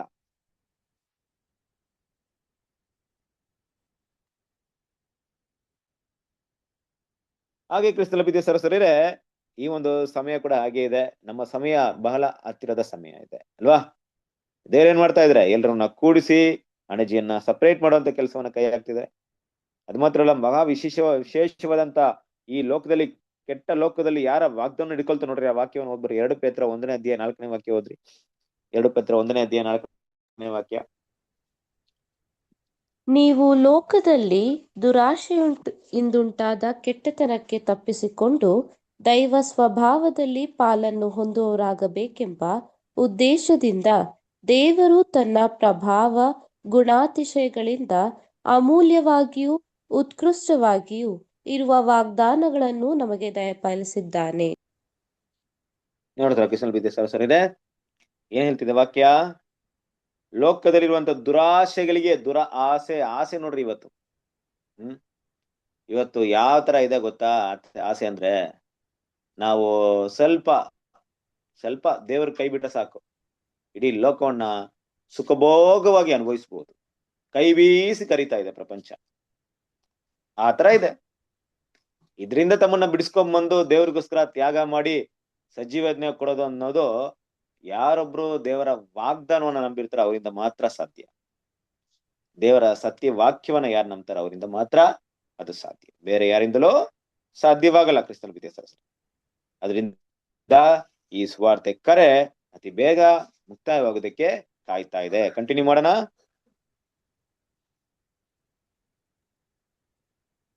ಓದ್ಬೇಕಾ ಬ್ರದರ್? ಓದಿ ಅಮ್ಮ, ಓದಿ ಸಿಸ್ಟರ್, ಓದಿ. ಆದರೆ ನಾವು ಇವುಗಳನ್ನೆಲ್ಲ ನಂಬಿಗಸ್ತರಾದ ಕೂಡಲೇ ಅದರಿಂದ ಹೊಂದಿಕೊಳ್ಳಲಾಗದು, ಒಮ್ಮೆಗೆ ಆ ಬಹುಮಾನಗಳಿಗೆ ಪ್ರವೇಶಿಸಲಾಗದು. ಅಂಥವರಲ್ಲಿ ಕೆಲವರು ಅಂಧಕಾರದ ಸಂಕಟದ ದಿನಗಳವರೆಗೂ ಇನ್ನೂ ಜೀವಿಸಿರುವ ಸಾಧ್ಯತೆಗಳುಂಟು. ನಮ್ಮ ನಿರೀಕ್ಷೆಗಳು ಇದಕ್ಕೆ ವ್ಯತಿರಿಕ್ತವಾದವುಗಳಾಗಿವೆಯಾದರೂ ಇದರಲ್ಲಿ ದೇವರ ಆಜ್ಞೆಗಳನ್ನು, ಯೇಸುವಿನ ಮೇಲನ ನಂಬಿಕೆಯನ್ನು ಕೈಕೊಂಡು ನಡೆಯುತ್ತಿರುವ ದೇವಜನರ ತಾಳ್ಮೆಯು ತೋರಿಬರುತ್ತದೆ. ಕೆಡುಕಿನ ಈ ದಿನದಲ್ಲಿ ದೈತ್ಯಾಕಾರದ ತಪ್ಪುಗಳು ಬಹಳ ಧೈರ್ಯದಿಂದ ಮತ್ತು ಪ್ರತಿಭಟನೆಯಿಂದ ಹೊರಗೆ ತುಂಬಿರುವಾಗ ಭಕ್ತರು ದೇವರು ದಯಪಾಲಿಸಿದ ಸರ್ವಾಯುಧಗಳನ್ನು ಧರಿಸಿದವರಾಗಿ ಸತ್ಯವನ್ನು ರಕ್ಷಿಸುತ್ತಾ ಮತ್ತು ತಪ್ಪುಗಳನ್ನು ಧೈರ್ಯದಿಂದ ಸ್ಪಷ್ಟವಾಗಿ ಮತ್ತು ನಿರ್ಭೀತರಾಗಿ ಪ್ರಸ್ತುತಿಪಡಿಸುವಲ್ಲಿ ಅವರು ಪ್ರೋತ್ಸಾಹಿಸಲ್ಪಟ್ಟಿದ್ದಾರೆ. ಜಯಶಾಲಿಗಳಾಗುವುದಕ್ಕೆ ಮಾಡಬೇಕಾದದ್ದೆಲ್ಲವನ್ನು ಮಾಡಿ ಸರ್ವಾಯುಧಗಳನ್ನು ಧರಿಸಿಕೊಂಡಾಗ ಎಲ್ಲ ಸಂತರುಗಳ ಎಚ್ಚರಿಕೆಯ ಮತ್ತು ದೃಢತೆಯ ಪ್ರಾರ್ಥನೆಯೊಂದಿಗೆ ಪವಿತ್ರಾತ್ಮನು ಕೊಡುವ ದೇವರ ವಾಕ್ಯವೆಂಬ ಕತ್ತಿಯು ಸದಾ ರಕ್ಷಣೆಗೆ ಸಿದ್ಧವಾಗಿರುತ್ತದೆ. ಎಲ್ಲರಿಗೂ ತಾಳ್ಮೆ ಬೇಕಾಗುತ್ತದೆ, ಏಕೆಂದರೆ ದೇವರ ಚಿತ್ತವನ್ನು ನೆರವೇರಿಸಿದ ಮೇಲೆ ಅವರು ವಾಗ್ದಾನಗಳನ್ನು ಹೊಂದಿಕೊಳ್ಳಬಹುದು. ಪ್ರಕಟಣೆ 14ನೇ ಅಧ್ಯಾಯ 12ನೇ ವಾಕ್ಯ. ಎಫೆಸದವರಿಗೆ 6ನೇ ಅಧ್ಯಾಯ 3ನೇ ವಚನ. ಇಬ್ರಿಯದವರಿಗೆ 10ನೇ ಅಧ್ಯಾಯ 36ನೇ ವಚನ. Thank you. Thank you. ಇಷ್ಟೆಲ್ಲ ಪ್ರೀತಿಯ ಸಹೋದರರೇ, ದೇವರ ಮಕ್ಕಳು, ಇಲ್ಲಿ ನಮಗೆ ಮಾತಾಡಲ್ಪಡ್ತಿರುವಂತ ವಿಷಯ ಏನಪ್ಪಾ ಅಂದ್ರೆ ಈ ನಂಬಿಕಸ್ತರು ಅಂತ ಒಂದು ಭಾಗ. ನಂಬಿಕಸ್ತರು ಅಂದ್ರೆ ಈ ನಂಬಿಕೆನ ಇಡೋದಕ್ಕೆ ನಾವೇನು ಪ್ರಯಾಸ ಪಡ್ಲಿಲ್ಲ, ನಾವೇನು ಕಷ್ಟ ಪಡ್ಲಿಲ್ಲ. ಕ್ರಿಸ್ತನ ಪ್ರೀತಿಯ ಸಹೋದರರೇ, ಈ ನಂಬಿಕೆಯನ್ನ ನಮ್ಮಲ್ಲಿ ಕಾಪಾಡ್ಕೊಳ್ಳಕ್ಕೆ ದೇವ್ರ ಮಕ್ಕಳು ಮಾಡಿದಂತ ವಿಷಯ ಏನಪ್ಪಾ ಅಂದ್ರೆ ಮನಸ್ಸಿಂದ, ನಮ್ಮ ಹೃದಯದಿಂದ ಕರ್ತನನ್ನ ನಂಬಿದ್ವಿ. ಆಗ ನಮ್ಗೆ ಸಿಕ್ಕಿದಂತ ಹೆಸರೇನಪ್ಪ ಅಂದ್ರೆ ನಂಬಿಕಸ್ತರು, ನೀತಿವಂತರು. ನಾವು ಈ ಬಹುಮಾನನ ಹೊಂದೋದಿಕ್ಕೆ ಬೇರೆ ನೀತಿವಂತರಾಗಿದ್ರೆ ಸಾಕಾಗುತ್ತಾ? ಖಂಡಿತ ಇಲ್ಲ. ಆದ್ರೆ ನಾವು ಪರಿಶುದ್ಧವಂತರಾಗ್ಬೇಕು, ನಾವು ದೇವರ ಮಕ್ಕಳು ಅಂತ ಪ್ರೂವ್ ಮಾಡ್ಬೇಕು. ಇನ್ನು ಯಾವ ರೀತಿ ಇದೆ ಅಂದ್ರೆ, ನಾವು ಈ ಕಷ್ಟದ ಸಮಯದಲ್ಲಿ ಜೀವನ ಮಾಡ್ಬೇಕಾದ್ರೆ ಸಾಧ್ಯವಾದ್ರೆ ದೇವರ ಆಯ್ದುಕೊಂಡವರು ವಂಚಿಸಲ್ಪಡುವಂತ ಸಾಧ್ಯತೆಗಳೇ ತುಂಬಾ ಹೆಚ್ಚಾಗಿರುತ್ತೆ. ನಾವು ಬಿದ್ದೋಗೋದಿಕ್ಕೆ ಸಾಧ್ಯತೆಗಳು ತುಂಬಾ ಹೆಚ್ಚಿರುತ್ತೆ. ಹಾಗಂತ ನಾನೇನು ಹೇಳ್ತಿಲ್ಲ, ಇಲ್ಲಿ ದೇವ್ರ ವಾಕ್ಯ ಏನಂತ ಹೇಳ್ತಿಲ್ಲ, ದೇವ್ರು ನಮ್ಮನ್ನ ಕರೆದ್ಬಿಟ್ಟು ಬೀಳಿಸ್ಬಿಡ್ತಾರಂತ ಹೇಳ್ತಾ ಇಲ್ಲ. ದೇವ್ರ ಮಕ್ಕಳು ಆಜ್ಞೆಗಳನ್ನ, ಕ್ರಿಸ್ತನ ಮೇಲಿರುವಂತ ನಂಬಿಕೆಯನ್ನ ಇಟ್ಕೊಳ್ಳೋದು ತುಂಬಾ ಮುಖ್ಯ. ಆ ವಿಷಯದಲ್ಲಿ ಒಂದು ಮುಖ್ಯವಾದಂತ ಗುಣ ಅಲ್ಲಿ ಅಪ್ಲೈ ಆಗ್ಬೇಕಾಗುತ್ತೆ. ಏನಪ್ಪಾ ಅಂದ್ರೆ ತಾಳ್ಮೆ. ತಾಳ್ಮೆ ಅಂದ್ರೇನು ಗೊತ್ತು ನಮ್ಮೆಲ್ರಿಗೂ. ತಾಳ್ಮೆ ಅನ್ನೋದು ತುಂಬಾ ಕಷ್ಟಕರವಾದಂತ ವಿಷಯ. ವೇಟಿಂಗ್, ಒಂದು ವಿಷಯಕ್ಕೋಸ್ಕರ ನಾವು ಕಾಯ್ಬೇಕಾಗಿರೋದು ಅಲ್ವಾ? ಲಾಸ್ಟ್ ಟೈಮ್ ಕೂಡ ನಾವು ರೋಮಪುರದವರ ಪತ್ರಿಕೆಯಲ್ಲಿ ನೋಡಿಬೇಕು ಅನ್ಸುತ್ತೆ ಅಲ್ವಾ? ಹಾಗಾಗಿ ಈ ಒಂದು ತಾಳ್ಮೆ ಗುಣ ದೇವ್ರ ಮಕ್ಕಳಿಗೆ ಯಾವ ರೀತಿಯಲ್ಲಿ ಅವಶ್ಯಕತೆ ಇದೆ ಅಂತ ನೋಡ್ಬೇಕಾದ್ರೆ ಕ್ರಿಸ್ತನ ಪ್ರೀತಿಯ ಸಹೋದರರೇ, ಈ ತಾಳ್ಮೆ ಅಂತ ಹೇಳಿದಾಗ ಇಲ್ಲಿ ಯಾವ ವಿಷಯ ಬಗ್ಗೆ ಹೇಳ್ತಾ ಇಲ್ಲ ಅಂದ್ರೆ ವೆಯ್ಟ್ ಮಾಡಿ ಅಂತ ಹೇಳ್ತಾ ಇಲ್ಲ. ನಿಧಾನವಾಗಿ ಗುಣಗಳನ್ನ ಬೆಳೆಸ್ಕೊಳ್ಳೋದ್ರಲ್ಲಿ ನಿರಾಶೆಗೊಳ್ಳಬೇಡಿ ಅಂತ ಹೇಳ್ತಾ ಇದೆ ಅಲ್ವಾ? ಅದೇ ಕೆಲವ್ರು ಏನ್ ಮಾಡ್ತಾರೆ, ಬಂದ ತಕ್ಷಣ ಒಂದು 5 ವರ್ಷದಲ್ಲಿ ಇಲ್ಲ 10 ವರ್ಷದಲ್ಲಿ ಈ ತರ ಓಟ ಮುಗಿಸ್ಬೇಕಂತ ಬಂದಿದ್ದಾಗ ಅವ್ರಿಗೆ ಆ ಸಮಯದಲ್ಲಿ ಓಡಕ್ ಆಗದೆ ಇದ್ದಾಗ ಏನಾಗುತ್ತೆ, ಮನಸ್ಸಿನಲ್ಲಿ ತುಂಬಾ ನಿರಾಶೆ ಆಗ್ಬಿಡುತ್ತೆ. ಗುಣಗಳನ್ನ ಬೆಳೆಸದೆ ಆದಾಗ ತುಂಬಾ ಕಷ್ಟ ಆಗುತ್ತೆ. ಆದ್ರೆ ತಾಳ್ಮೆಯಿಂದ ಕಾಯ್ದು ಕುಳಿತು ನಿಧಾನವಾಗಿ ದೇವರ ವಾಕ್ಯಗಳನ್ನ ತಗೊಂಡು ನಂಬಿಕೆ ಜೊತೆಗೆ ತಾಳ್ಮೆಯನ್ನ ಬೆಳೆಸ್ಕೊಂಡು ದೇವರ ಆಜ್ಞೆಗಳನ್ನ ನಡೆಯೋದಿಕ್ಕೆ ಸತತ ಪ್ರಯತ್ನ ಮಾಡ್ಬೇಕಾಗಿದೆ. ಇನ್ನು ಕೂಡ ನೋಡ್ಬೇಕಾದ್ರೆ ಕ್ರಿಸ್ತನ ಪ್ರೀತಿಯ ಸಹೋದರರೇ, ನಾವು ಜೀವಿಸ್ತಿರುವಂತಹ ಸಮಯ ಯಾವ ಸಮಯ ಅಂದ್ರೆ ಮಹಾ ಒಂದು ಕಷ್ಟಕರವಾದ ಸಮಯ. ಇನ್ನು ಕೆಡುಕಿನ ದಿನ, ಕೊನೆಯ ದಿನ, ನಮಗೆ ಅಪಾಯವನ್ನು ತಂದುಕೊಡುವಂತ ದಿನದಲ್ಲಿ ಬದುಕ್ತಾ ಇದ್ವಿ. ದೇವರ ಮಕ್ಕಳು ಈ ಶತ್ರುಗಳ ಜೊತೆಗೆ ಹೋರಾಡಬೇಕಾದ್ರೆ ನಮ್ಮಲ್ಲಿ ಸರ್ವಾಯುಧ ವರ್ಗ ಬೇಕು. ಈ ಸರ್ವಾಯುಧ ವರ್ಗ ಅಂದ ತಕ್ಷಣ ಸಾಮಾನ್ಯವಾಗಿ ಎಲ್ಲರೂ ಕೂಡ ಅರ್ಥ ಮಾಡ್ಕೊಳ್ಳುವಂತ ವಿಷಯ ಏನಪ್ಪಾ ಅಂದ್ರೆ ಆ ಆಯುಧಗಳ ನೆನಪಿರುತ್ತೆ ನಮ್ಗೆ. ಶಿರಸ್ತ್ರಾಣ, ಕತ್ತಿ, ಎದೆಕವಚ, ನಡುಪಟ್ಟಿ, ಪಾದರಕ್ಷೆ, ಗುರಣಿ, ಇದೆಲ್ಲ ನೆನಪಿರುತ್ತೆ. ಆದ್ರೆ ಅದರಲ್ಲಿ ಇರುವಂತ ಗುಣಗಳೇನು, ಅದನ್ನ ಎಲ್ಲಿ ಬಳಸ್ಬೇಕನ್ನೋದು ನಮ್ಗೆ ನೆನಪಿರಲ್ಲ. ತುಂಬಾ ಮುಖ್ಯ ಅಲ್ವಾ? ದೇವ್ರ ಮಕ್ಕಳು ಈ ಒಂದು ಸಮಯದಲ್ಲಿ ಸರ್ವಾಯುಧ ವರ್ಗವನ್ನ, ಯುದ್ಧ ವಿದ್ಯೆಯನ್ನ ಅಭ್ಯಾಸ ಮಾಡ್ಬೇಕು, ಕಲಿಬೇಕು. ಪ್ರತಿದಿನ ಹಾಕೊಂಡು ಪ್ರಾಕ್ಟೀಸ್ ಮಾಡ್ಬೇಕು. ರಕ್ಷಣೆ ಶಿರಸ್ತ್ರವನ್ನ ಹಾಕೋದನ್ನ ಕಲಿಬೇಕು. ಯಾವಾಗ್ಲೂ ಕೂಡ ನಮ್ಮ ಮೈಂಡ್ ನ ಒಂದೇ ಒಂದು ಗುರಿಯಲ್ಲಿ ಇಟ್ಟು, ಅಂದ್ರೆ ದೇವ್ರು ಕೊಟ್ಟಿರುವಂತ ಕರೆ ಇದೆಯಲ್ಲ, ಪರಮ ಆಹ್ವಾನ, ಪರಲೋಕದ ಕರೆ, ಅದರ ಕಡೆ ನಮ್ ಗಮನ ಇರೋ ರೀತಿಯಲ್ಲಿ ಕಾಪಾಡ್ಕೊಳ್ಳಿಕ್ಕೆ ಪ್ರಯತ್ನ ಪಡ್ತಾ ಇರ್ಬೇಕು. ನಿನ್ನೆವರೆಗೂ ನನ್ನ ಮೈಂಡ್ ಎಲ್ಲ ದೇವ್ರ ವಿಷಯದಲ್ಲೇ ಇತ್ತಪ್ಪ, ಇವತ್ ಯಾಕೋ ಡೈವರ್ಟ್ ಆಗ್ಬಿಡ್ತು. ಅಂದ್ರೆ ರಕ್ಷಣೆ ಆ ಕವಚವನ್ನ ಏನ್ ಮಾಡಿಲ್ಲ, ಆ ಒಂದು ಶಿರಸ್ತ್ರನ ಸರಿಯಾಗಿ ಹಾಕೊಂಡಿಲ್ಲ. ನಾನು ಫೋಕಸ್ ಮಾಡ್ಬೇಕು. ದೇವರ ನೀತಿ, ಕ್ರಿಸ್ತನ ನೀತಿ ಎಂಬ ಎದೆ ಕವಚ. ನಿನ್ನೆವರೆಗೂ ತುಂಬಾ ಒಳ್ಳೆ ನಾವು ನಡ್ತಿದ್ದೆ, ಇವತ್ತು ಏನೋ ತಪ್ಪು ಮಾಡಿದೆ ಅಂದ ತಕ್ಷಣ ನೀತಿಯ ಒಂದು ಕವಚವನ್ನು ಹಾಕೊಂಡಿಲ್ಲ ಸರಿಯಾಗಿ. ದಿನ ಹಾಕೊಳ್ಳೋ ರೀತಿಯಲ್ಲಿ ಪ್ರಯಾಸ ಪಡ್ಬೇಕು. ಯುದ್ಧದಲ್ಲಿ ಅವಾಗವಾಗ ಕಳ್ಚಿ ಹೋಗ್ತಾ ಇದ್ರೆ, ಅವಾಗವಾಗ ಬೀಳ್ತಾ ಇದ್ರೆ, ಕತ್ತಿಯಲ್ಲಿ ಜಗಳ ಮಾಡ್ಬೇಕಾದ್ರೆ, ಯುದ್ಧ ಮಾಡ್ಬೇಕಾದ್ರೆ ಕತ್ತಿನ ಕೆಳಗಡೆ ಬಿಸಾಕ್ತಾ ಇದ್ರೆ, ಶತ್ರು ಅಲ್ಲಿ ಹೊಡಿಬೇಕಾದ್ರೆ ನಮ್ ಕೈ ಬಿಟ್ಬಿಟ್ರೆ, ಕತ್ತಿನ ಬಿಟ್ಬಿಟ್ರೆ, ಈ ತರನೇ ಆಗ್ತಿದ್ರೆ ಹೆಂಗೆ? ದೇವ್ರ ವಾಕ್ಯನ ಸರಿಯಾಗಿ ಅಪ್ಲೈ ಮಾಡಕ್ ಗೊತ್ತಿಲ್ಲದೆ ಅವಾಗವಾಗ ಶೋಧನೆ ಬಿದ್ದೋಗ್ತಾ ಇದ್ರೆ ಹೆಂಗೆ? ದೇವ್ರು ನಮ್ಗೆ ಬಲವನ್ನು ಕೊಡ್ತಾ ಇದ್ದಾರೆ. ನಮ್ಮ ಕ್ಯಾಪ್ಟನ್ ನಮ್ಗೆ ಬಲವನ್ನ ಕೊಡ್ತಾ ಇದ್ದಾರೆ. ಪ್ರೋತ್ಸಾಹ ಅವ್ರ ಕಡೆಯಿಂದ ನಮ್ಗೆ ಬರ್ತಾನೆ ಇರುತ್ತೆ. ಆದ್ರೆ ಅದಕ್ಕೆ ವಿರುದ್ಧವಾದಂತ ವಿಷಯ ಏನಾಗುತ್ತೆ? ಸೈತಾನದಿಂದ ಬರುತ್ತೆ. ನಿರುತ್ಸಾಹ, ನಮ್ಮನ್ನ ಗಲಿಬಿಲಿ ಮಾಡೋದು, ಗೊಂದಲ ಪಡಿಸೋದು, ನಮ್ಮಿಂದ ಅಸಾಧ್ಯ ಅನ್ನುವಂತ ಭಾವನೆಗಳನ್ನ ತರಿಸೋದು, ಇದೆಲ್ಲ ಸೈತಾನದಿಂದ ಬರ್ತಾ ಇರುತ್ತೆ.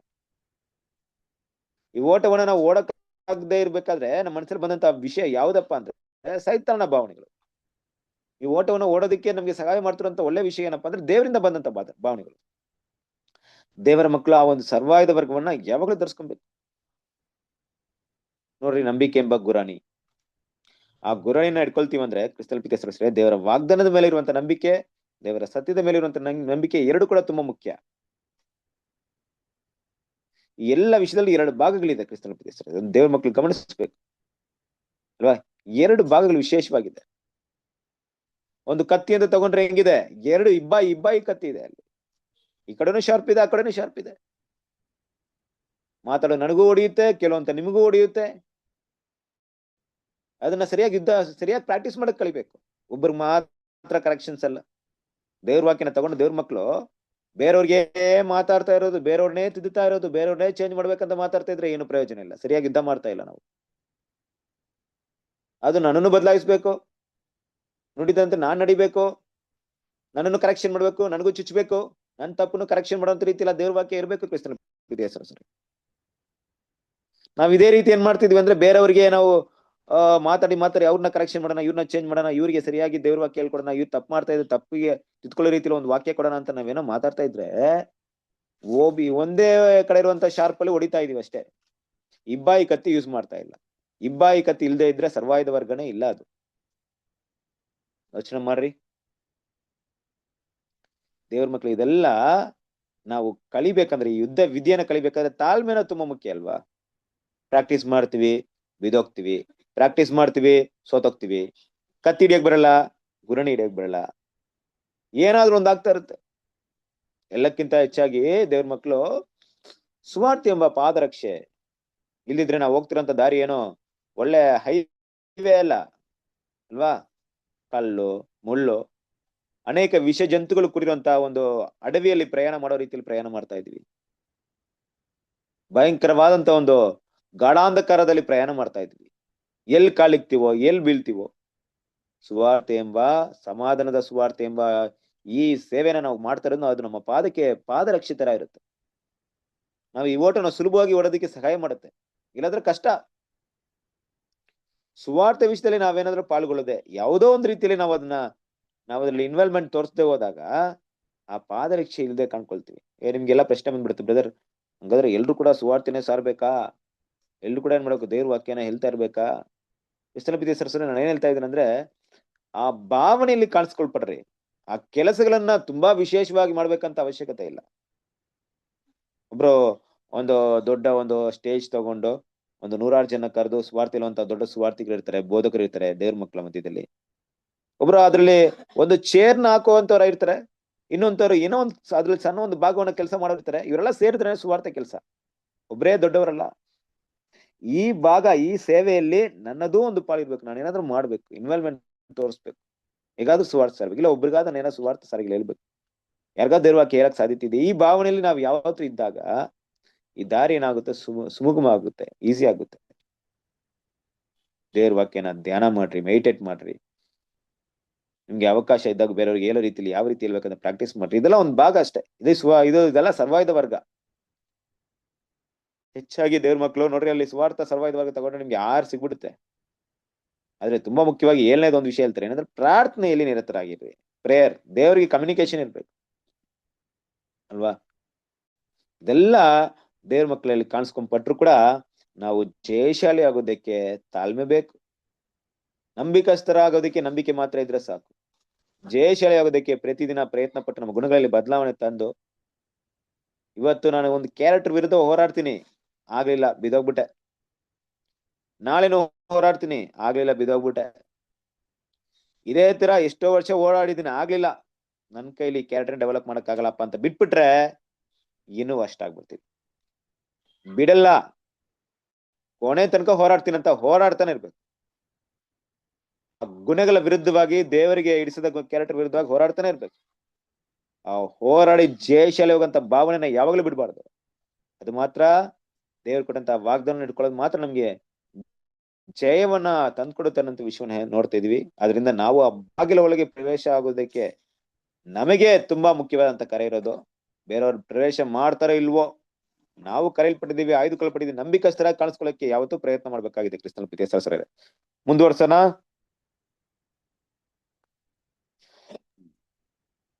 ದೇವರ ರಾಜ್ಯದಲ್ಲಿ ನಮ್ಮ ಕರ್ತನಾದ ಯೇಸುವಿನೊಂದಿಗೆ ಜೊತೆ ಬಾಧ್ಯಸ್ಥಿಕೆಗೆ ಮಹಾಕರೆಯು ಅಂತ್ಯಗೊಳ್ಳುವುದು. ಕನ್ಯೆಯರ ಸಾಮ್ಯದಲ್ಲಿರುವಂತೆ ಬಾಗಿಲನ್ನು ಮುಚ್ಚುವುದರಿಂದ ಅಲ್ಲ ಎಂಬುದನ್ನು ಸುಸ್ಪಷ್ಟವಾಗಿ ಅರ್ಥ ಮಾಡಿಕೊಳ್ಳಬೇಕು. ಈ ಭಾಗ್ಯಕ್ಕೆ ಸರ್ವಸಾಧಾರಣವಾದ ಕರೆಯು 1881ರಲ್ಲಿ ಮುಕ್ತಾಯಗೊಂಡಿದ್ದರೂ ಬಾಗಿಲು ಇನ್ನೂ ತೆರೆದಿದೆ. ಈ ಕರೆಯು ವಿಮೋಚಕನಲ್ಲಿನ ಎಲ್ಲ ನ್ಯಾಯಬದ್ಧ ನಂಬಿಗಸ್ತರಿಗೆ ಆತನ ಹೆಜ್ಜೆಯ ಜಾಡನ್ನು ಮರಣ ಪರ್ಯಂತ ಅನುಸರಿಸುವಂತೆ ದೇವರ ಸರ್ವಸಾಮಾನ್ಯವಾದ ಆಮಂತ್ರಣವಾಗಿದೆ. ಈ ರೀತಿಯಲ್ಲಿ ಅವರು ಆತನೊಂದಿಗೆ ಮಹಿಮೆಯ ರಾಜ್ಯದಲ್ಲಿ ಆಳುವ ತಮ್ಮ ಅರ್ಹತೆಯನ್ನು ರುಜುವಾತುಪಡಿಸಿಕೊಳ್ಳಬಹುದು. ಈ ಅನುಗ್ರಹವು ನಿಶ್ಚಿತವಾದ ಆರಂಭದ ಸಮಯವನ್ನು ಹೊಂದಿದೆ. ಕಾಯುತ್ತಿರುವ ಶಿಷ್ಯರನ್ನು ಕ್ರಿಸ್ತಶಕ 33ರ ಪಂಚಶತಮ ದಿನದಂದು ಅದಕ್ಕೆ ಸ್ವೀಕರಿಸಿಕೊಳ್ಳಲಾಯಿತು. ಈಗಾಗಲೇ ತೋರಿಸಿರುವಂತೆ ಅಂತ್ಯಗೊಳ್ಳಲು ಅದಕ್ಕೆ ಒಂದು ನಿಶ್ಚಿತವಾದ ಸಮಯ, ಅಂದರೆ 1881ರ ಅಕ್ಟೋಬರ್ ಆಗಿತ್ತು. ಸಂಪುಟ 2 ಅಧ್ಯಾಯ 7 ನೋಡಿರಿ. Thank you. Okay, thank you. ಕ್ರಿಸ್ತನ ಪ್ರೀತಿಯ ಸಹೋದರರೇ, ಇಲ್ಲಿ ಮಾತಾಡ್ತಿರುವಂತ ವಿಷಯ ಸ್ವಲ್ಪ ಗಮನಕ್ಕೆ ತರುವಂತ ವಿಷಯ. ಇದನ್ನ ನಾವು ಮನಸ್ಸಲ್ಲಿ ಇಟ್ಕೊಳ್ರಿ. ದೇವರಾಜ್ಯದ ಈ ಒಂದು ಕರೆ, ಕ್ರಿಸ್ತನ ಜೊತೆಗೆ ಬಾಧ್ಯಸ್ಥರಾಗುವಂತ ಈ ಮಹಾ ಕರೆ, ಇದು ಯಾವಾಗ್ಲೂ ಒಂದ್ಸರಿ ಏನಾಗುತ್ತೆ, ಖಂಡಿತವಾಗ್ಲೂ ಅಂತ್ಯವಾಗುತ್ತೆ. ಆದ್ರೆ ಅದು ಬಾಗಿಲು ಮುಚ್ಚಿಬಿಡುತ್ತೆ ಅನ್ನೋಂತ ರೀತಿಯಲ್ಲಿ ಅಲ್ಲ. ಅದನ್ನ ಕನ್ಫ್ಯೂಷನ್ ಮಾಡ್ಕೊಂಡ್ಬಿಡ್ರಿ. ಅಂದ್ರೆ ಇವತ್ತು ಈ ಡೇಟ್ ಅಲ್ಲಿ ಈ ತಾರೀಕಿಂದ ಎಂಡ್ ಆಗ್ಬಿಡ್ತು ಅಂತ ಆತರ ಏನೂ ಇಲ್ಲ. ಆ ರೀತಿ ಆಂಗ್ಲಲ್ಲಿ ತಿಳ್ಕೊಂಬಾರ್ದು. ಯೇಸು ಕ್ರಿಸ್ತನ ಬರುವಿಕೆ ಬಗ್ಗೆ 1874 ಅಂತ ಮಾತಾಡುವಂತ ನಾವು ಬಾಗಿಲು ಕ್ಲೋಸ್ ಆಗೋದ್ ಬಗ್ಗೆ ಆ ರೀತಿ ಮಾತಾಡೋಗಿಲ್ಲ. ಆತರ ಡೇಟ್ ಕೊಡೋ ಹಾಗಿಲ್ಲ ಅಲ್ವಾ. ಅಂದ್ರೆ ಮುಚ್ಚೋದಕ್ಕೆ ಸಮಯ ಅವಕಾಶ ಏನು ಬೇಕಾಗಿಲ್ಲ. ಮುಚ್ಚಿದ್ರೆ ಒಂದು ಕ್ಷಣದಲ್ಲಿ ಮುಚ್ಚಬಹುದು, ತೆಗೆದ್ರೆ ಇಮಿಡಿಯೇಟ್ ಆಗಿ ತೆಗಿಬಹುದು. ಆ ರೀತಿಯಾಗಿ ಕ್ಷಣ ಮಾತ್ರದಲ್ಲೋ ಗಳಿಗೆಯಲ್ಲೋ ಸಮಯದಲ್ಲೋ ಮುಕ್ತಾಯವಾಗುತ್ತೆ ಅನ್ನೋ ರೀತಿಯಲ್ಲಿ ಇದಿಲ್ಲ. ಆದ್ರೆ ಕ್ರಿಸ್ತನ ಪ್ರೀತಿಯ ಸಹೋದರರೇ, ಈ ಸಾಧಾರಣವಾದ ಕರೆ 1881 ಅಲ್ಲಿ, ಇದನ್ನ ಮೊದಲು ಕೂಡ ನಾವು ನೋಡಿದ್ವಿ, 1881ರಲ್ಲಿ ಮುಕ್ತಾಯವಾಯಿತು. ನಾವ್ ಇದಕ್ಕಿಂತ ಮುಂಚಿತವಾಗಿ ನೋಡ್ಬೇಕಾದ್ರೆ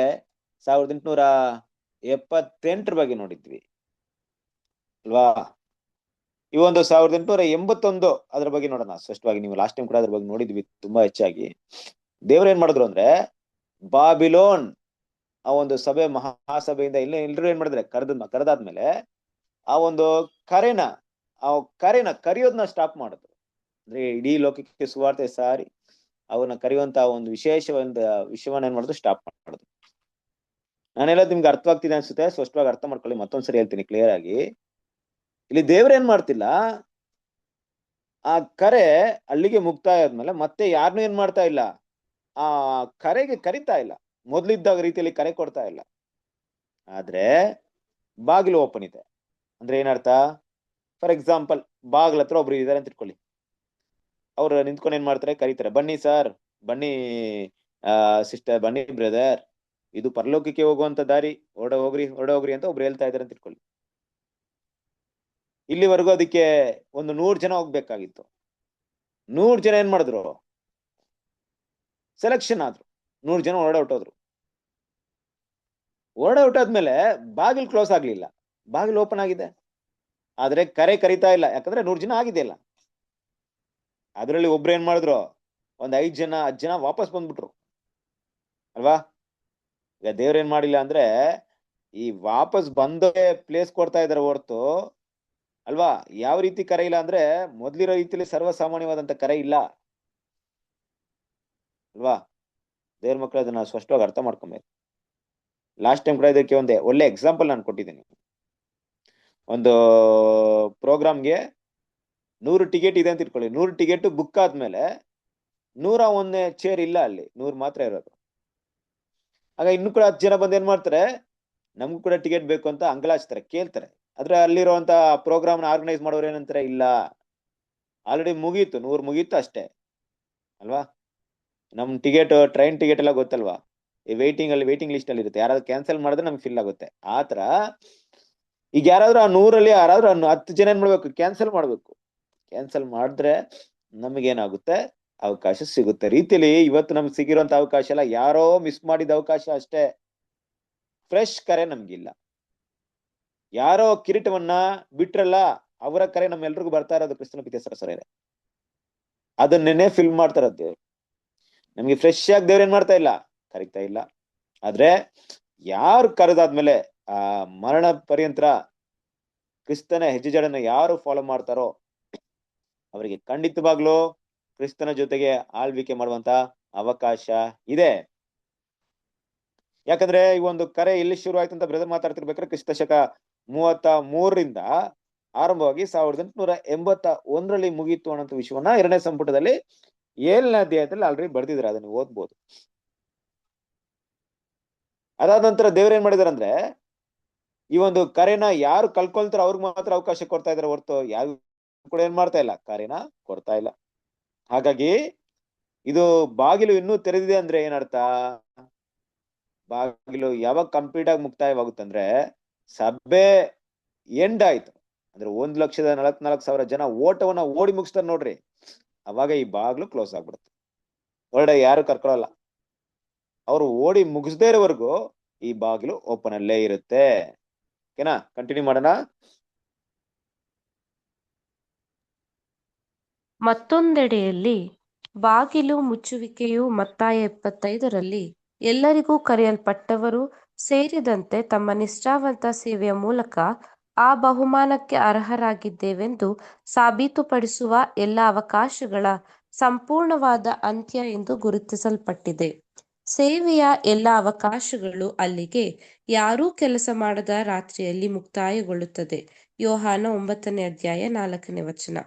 ಆದುದರಿಂದ ಈ ರೀತಿ ನಮ್ಮ ಕರೆಯನ್ನು ಮತ್ತು ಆಯ್ಕೆಯನ್ನು ಖಚಿತಪಡಿಸುವಾಗ ಕರೆ ಮತ್ತು ಆಹ್ವಾನವು ಮುಂದುವರಿಯುವುದು ನಿಂತು ಹೋದಾಗ್ಯೂ ಬಾಗಿಲು ಅಥವಾ ಅವಕಾಶವು ಅಗತ್ಯವಾಗಿ ಮುಚ್ಚಿ ಹೋಗುವುದಿಲ್ಲ ಎಂದು ಪ್ರಕಟವಾಗಿದೆ. ಬಾಗಿಲು ತೆರೆದುಕೊಂಡಿರುವಾಗ ಯಾವುದೇ ವಿಶ್ವಾಸಿಯು ಪ್ರವೇಶಿಸುವ ಆಕಾಂಕ್ಷೆಯುಳ್ಳವನಾಗಿದ್ದರೆ ಮತ್ತು ಷರತ್ತುಗಳಿಗೆ ಬದ್ಧನಾಗಲು ಸಿದ್ಧವಿದ್ದರೆ, ಸಾಮಾನ್ಯ ಕರೆ ಅಥವಾ ಪ್ರವೇಶಿಸಲು ಆಹ್ವಾನವು ಹೊರಡುವುದಿಲ್ಲವಾದರೂ ಆತನು ಇನ್ನೂ ಹಾಗೆ ಮಾಡಬಹುದಾಗಿದೆ ಎಂಬುದನ್ನು ಇದು ಸೂಚಿಸುತ್ತದೆ.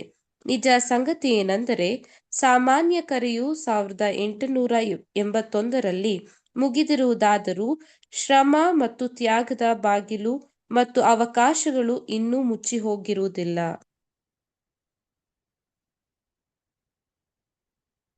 Okay, thank you.